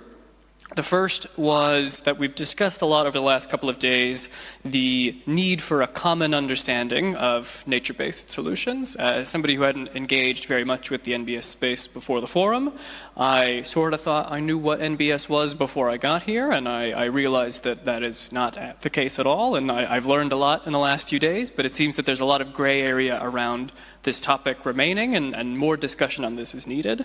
We also need to talk about the relationship of NBS to climate action, climate outcomes, and climate finance. This is, of course, the Standing Committee on Finance, and we should be thinking about those specific relationships as well. It's also important, as we think about the common understanding, how we account for scale, thinking about, global governance, multi-level governance, context, including landscapes. We recognize that there are a number of different nature-based elements that differ quite widely across landscapes, and making sure that our approaches are country-driven and respectful of context. The second key message we talked about was the importance of inclusivity. We talked a lot about the empowerment, and not just from an engagement perspective, but from a decision-making and power perspective of local communities, women, indigenous people, and other vulnerable groups. So that was another really important aspect, making sure that they were involved in all stages of the process, including prioritization, planning, implementation, monitoring. It wasn't just sort of at one step or another of the process, but really the whole way through. And then last in the inclusivity category is building the capacity to actually engage those actors. Not all of them have the financing, the support, the technical knowledge, even if they have relevant expertise, relevant information, and they need to have their capacities built to really engage in the right way. And then the last message, which I think is again important from a finance perspective, is how do we really leverage finance at scale to invest in nature-based solutions? We talked about the difference between approaches that have markets and those which don't. This neatly overlaps so far with kind of market mechanisms in the mitigation space, whereas we don't often have market mechanisms at present in the adaptation or loss and damage related spaces. We also talked about the various roles of public and private actors across those areas, and the important role of the public sector in leveraging the private sector, and also stepping in where private sector markets weren't quite where they needed to be just yet. So that was the key messages that we discussed. On the actors, we divided our discussion up into a number of different sets of key actors. I'm going to work my way up to governments, who have quite a lot to do after this. We talked a little bit about the role of NGOs, civil society, and academia, who have a lot of knowledge and really should be getting involved in these processes and need to continue to kind of build the knowledge base that we can act on ourselves. We talked about the importance of the private sector, and very similar to the NGO civil society space, we talked about how they were both key drivers of innovation, coming up with new interesting approaches, and there was a big role for them to play in that regard. We talked about the importance of the private sector building their internal capacities to engage with nature-based solutions, not only understanding what it is we're talking about, but figuring out how you build it into your internal systems, how do you price it in, how do you have the right methodologies, the right approaches, frameworks, and understandings. We talked a lot about the government role, which is significantly bigger. On the national side, we talked a lot about the importance of nature-based solutions in planning processes, NDCs, NAPs, things of that nature. We talked about making sure that that needed to be a phased approach. We shouldn't be asking countries to update their NDCs tomorrow necessarily, but thinking about how over time we can build in some of these aspects. There were some really insightful comments on the need to identify what inputs would be required to build in nature-based solutions into national planning, what kind of outcomes and metrics people would need to consider, and how international support would help with that process. There's a very clear role for governments in this work on a common understanding. I think there's a role for us as governments to have those discussions and understand what the difference between NBS, EBA, Task Force on Nature-Based Financial Disclosures, TCFD, is, how all of these pieces fit together. We talked about the importance of thinking about that common understanding from both an activities perspective, about what kind of specific things to be financed, count, don't count, how, across contexts, and the importance of principles. People mentioned equity, CBDR, et cetera, and different principles-based approaches that could also be useful if there were not to be agreement on, activities.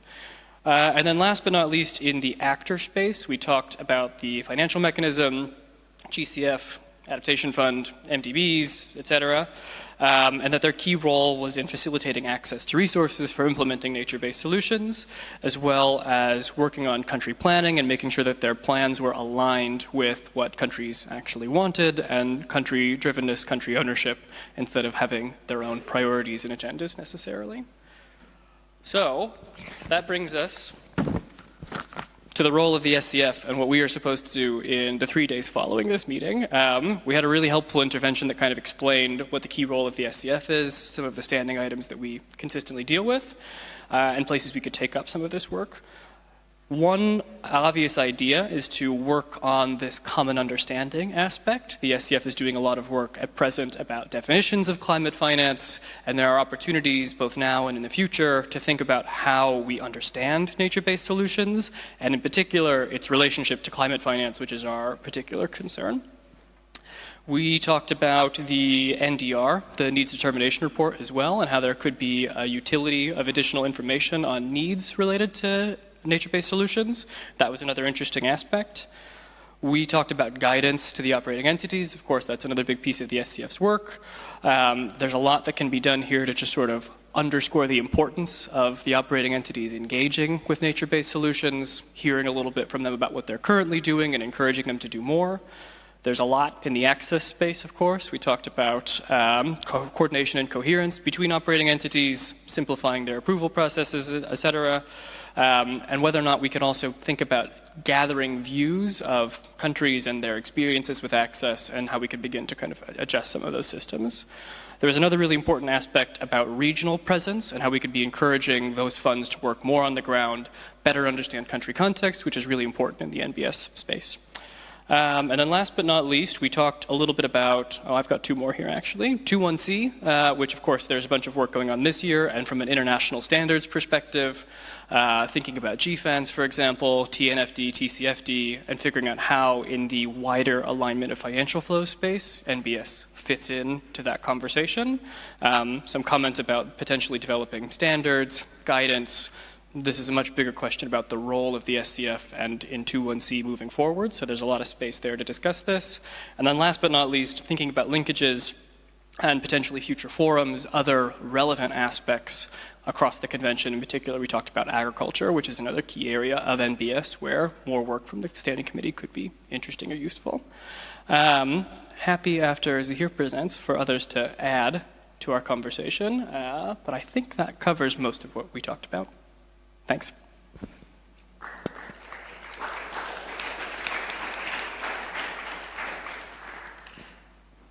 Well, thanks, Kevin, because you made my task easy. Everything that Kevin said, we also talked about the same thing. No, I think, firstly, I'd like to thank everybody because the discussion that we had was so rich, and even though there were all different ideas and different approaches, the one thing that you can draw out of the discussion is that we all have a common vision, and we all want to solve the crisis that we are in. We may have different approaches of what we want to do, how we want to approach it, different emphasis on where, be it markets, not markets, whatever that may be. But what is a positive message coming out of that is we all have a common vision and a common goal. And what somebody did say in the meeting is, we can do it.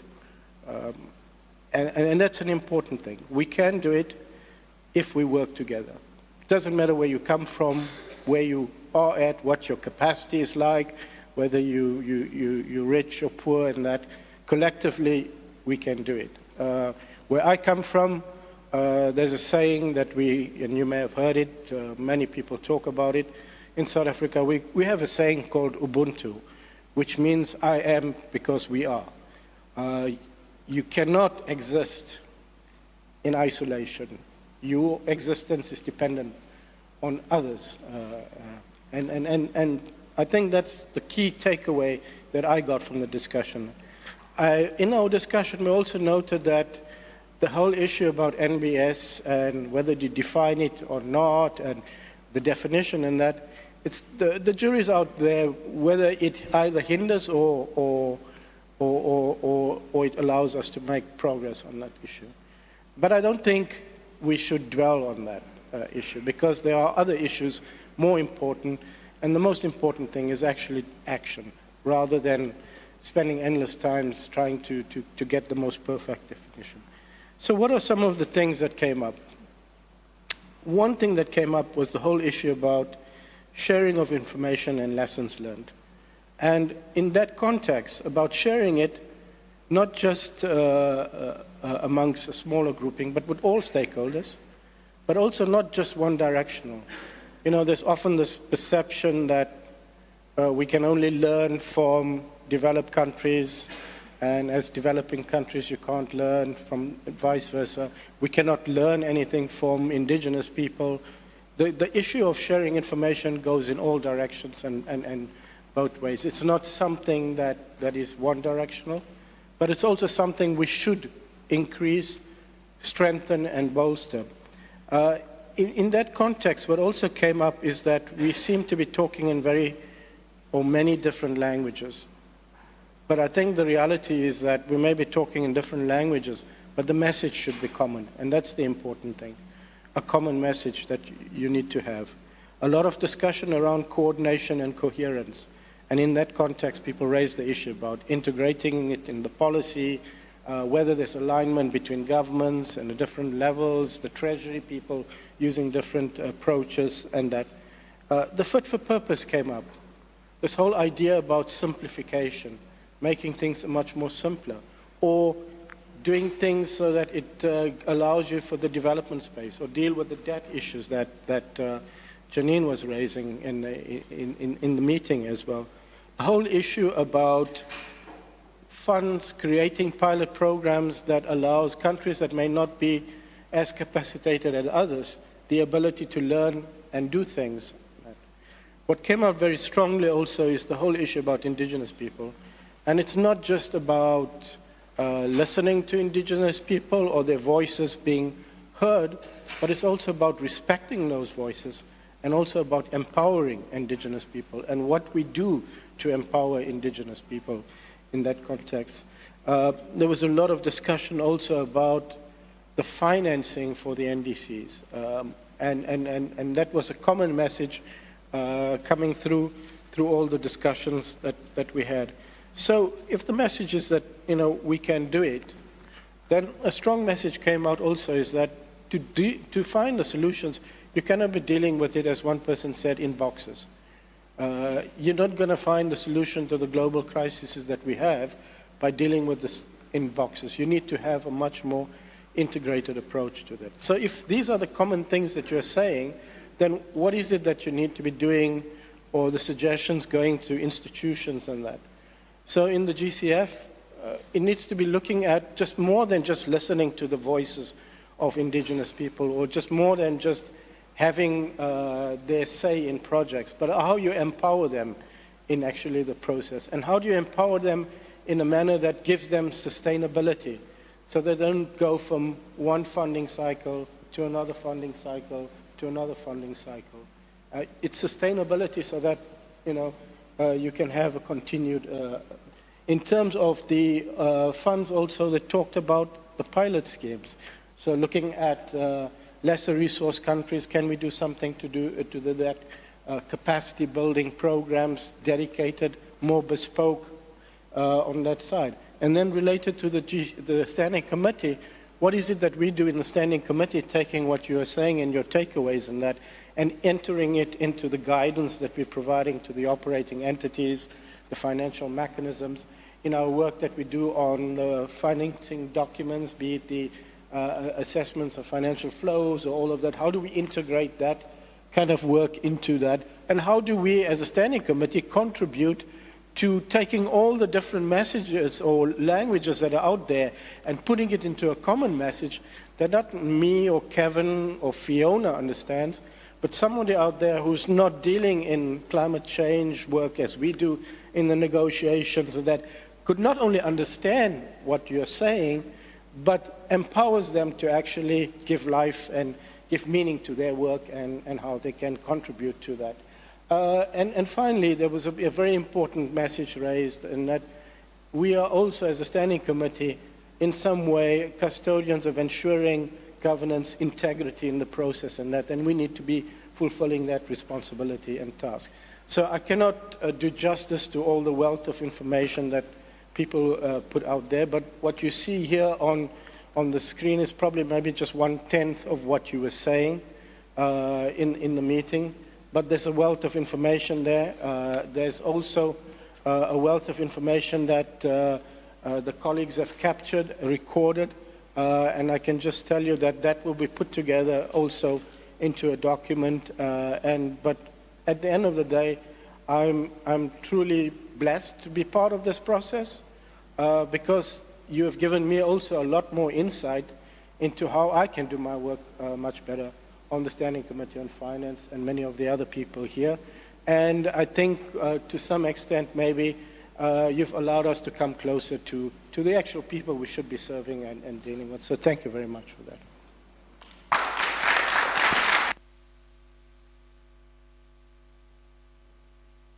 Thank you so much, Zahir and Kevin, for that excellent sum up. I know it's very hard to do, just trying to sum up 2 days of rich conversations, both here in person and online, but I think you've done it beautifully. Just a quick outline of our next steps. So what we'll do is, as flagged previously, we will have a committee meeting starting from Thursday and through to Saturday. What we will do between now and then is there will be a high-level summary of the discussions, including your recommendations, which we will put to the committee for their consideration, and that will form part of the SCF report that goes to COP27. So that's the sort of process between now and COP27 and capturing the outcomes of this very important forum. So now, before we close the forum, I'd like to turn to my colleague Craig Robinson to give an update on our field visit tomorrow. Over to you, Craig.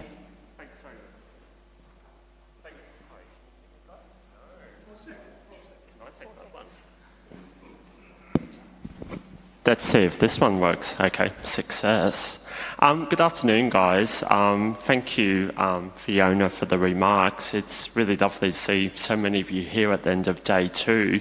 So, look, if you've enjoyed the first 2 days of this forum, you're in for an absolute treat tomorrow on day 3.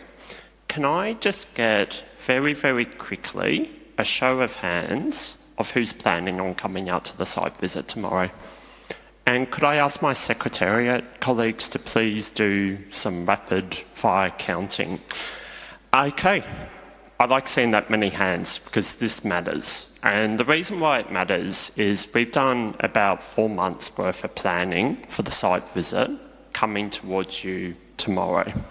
We've worked incredibly closely with traditional owner groups here, locally in Cairns, who are doing some of the most innovative nature-based solutions investments you will see, which combines modern science, hands down, thanks very much, Noah, that combines modern science with traditional tribal knowledge. And I'd like to acknowledge the generous support of Deloitte, Kieran in the crowd there, in being able to bring this site visit to fruition. Now, I'm really pleased to see so many hands, because I'm going to be perfectly transparent. There is reputational risk if UNFCCC members and the Australian government do not have a good number of people out there tomorrow. There's been a huge amount of effort in the local community, and I do just want to emphasise, if we want to walk the talk on First Nations involvement in nature-based solutions, the most easiest step you can do is to get on the bus tomorrow. Just need to be that clear on that. Now, in that vein, what do you need to know? Okay, I'm going to introduce you. Right up the back there is my wonderful colleague, Amy Wilson. She's done a pretty remarkable job pulling together this forum for us. Remember Amy's face, because tomorrow we're going to ask you to come at 8:40 a.m. into the Pullman foyer. You're going to see my face in the foyer. You're going to see Amy's face right near the buses, which will be taking you out. We have 2 large buses. We've got capacity for 110 people to go out. You'll be able to have some social distancing on the bus. We're not going to be packing you in like sardines. So, the bus is scheduled to leave at 9 a.m. please be on time. It's a pretty tight schedule tomorrow. We've got lots to get through.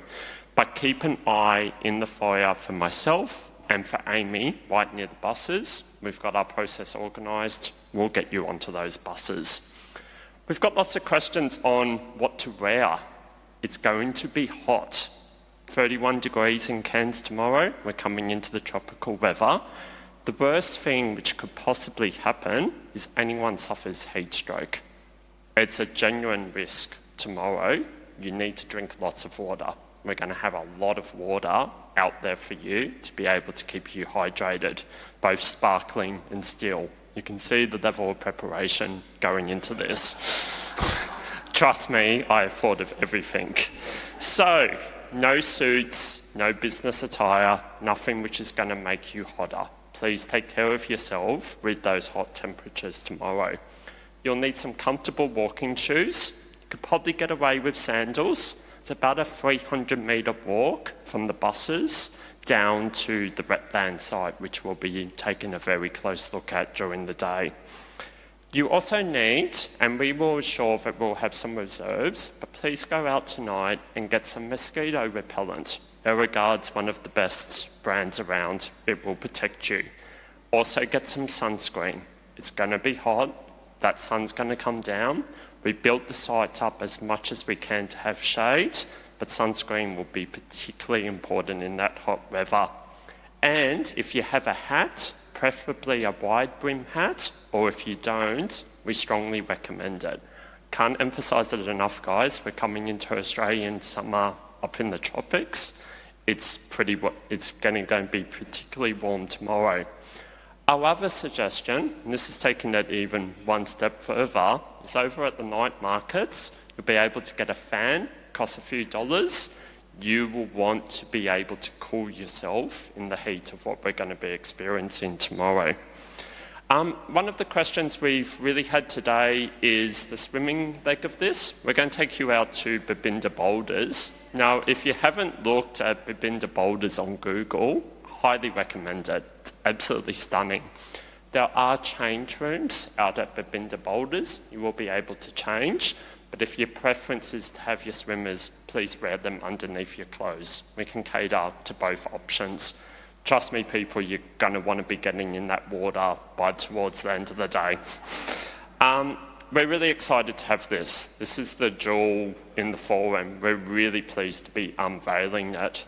We've got a very, very significant welcome to country ceremony planned again. It's an absolute pleasure to have the local Indigenous communities welcome you into their country.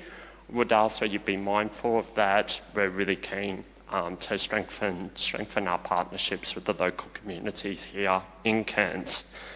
I'm going to leave it there. I know that's a lot of information, but can I just quickly check, is there any questions in the population in this crowd today, or anything we can help address to make sure tomorrow is a successful visit?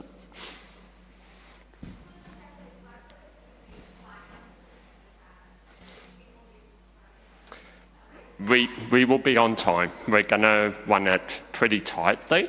Now, one of the things we do just want to put on, we will have 2 buses. Again, you can see the level of planning, people. By about 3 p.m. tomorrow, we will ask people if they would prefer to get back to Cairns a bit earlier, and if we have the option of getting the ones who want to stay onto one bus, we will look at that possibility. So come talk to us. We have contingency in place with 2 large buses. If you're under pressure, but I can guarantee you that program you received, we will get you back in time along those times.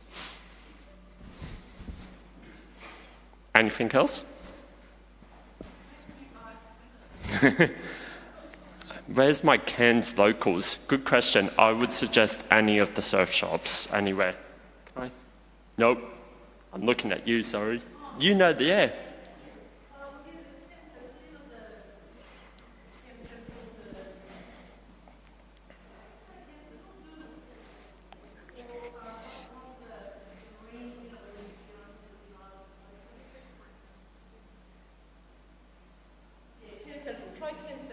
Okay, jackpot.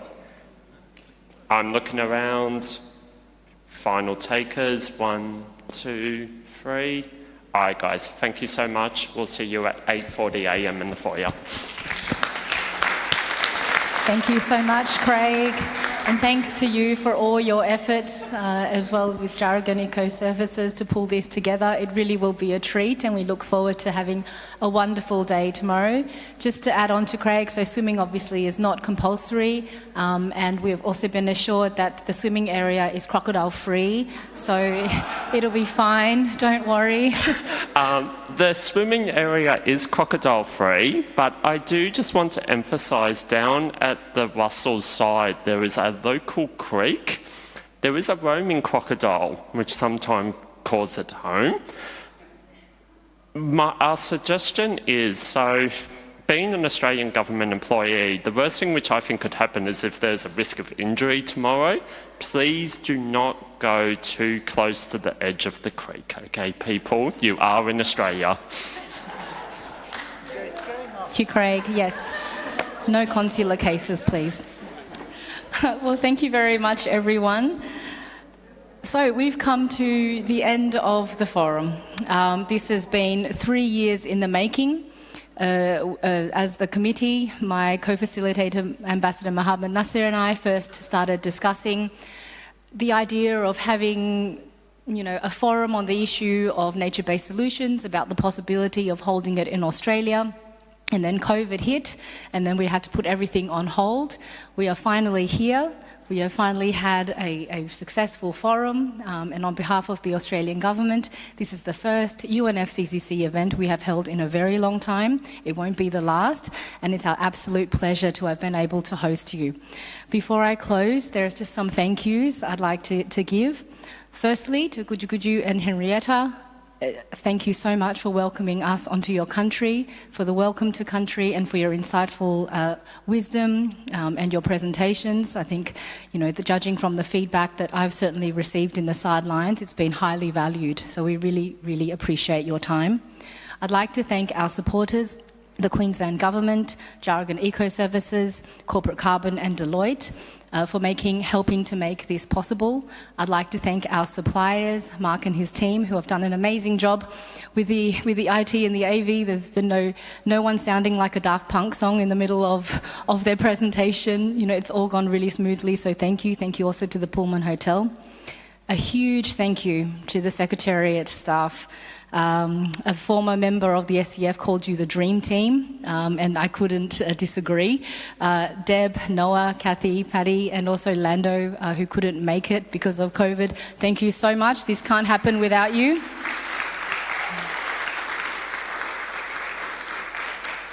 I'd like to also thank my Australian team members, Lillian, Amy, Craig, Aidan, Claudia. Thank you so much. We've put in a huge amount of work over the last few months to bring it together. As I mentioned, it's the first UNFCCC event we've held in a long time, and with that and all the logistical arrangements, could not have done it with you guys. And thank you also for your support over the last 2 days.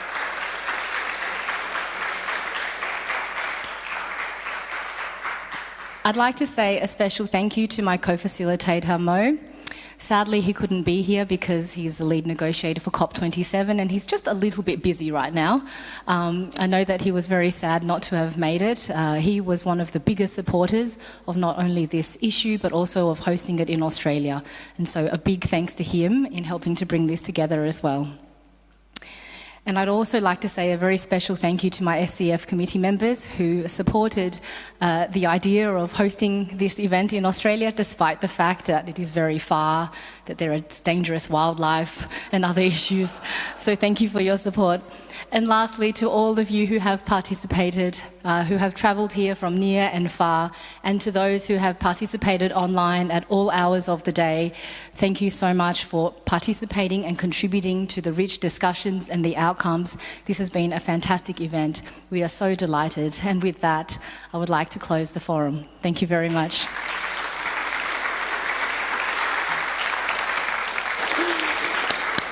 I spoke too soon. Trouder, please.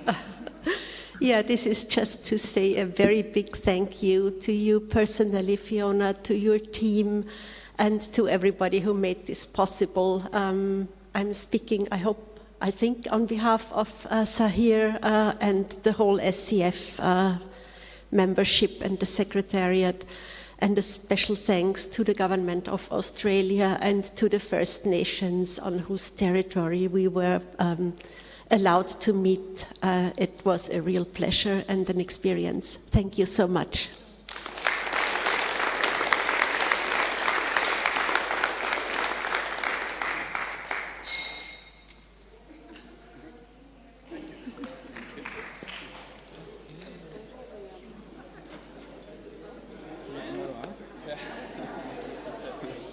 Are you going to go head back? Or? I am. I was about to ask you the same question. I just had this message I was sitting next to you over the message, so we're having dinner next week, actually. Yeah. No, he and I are still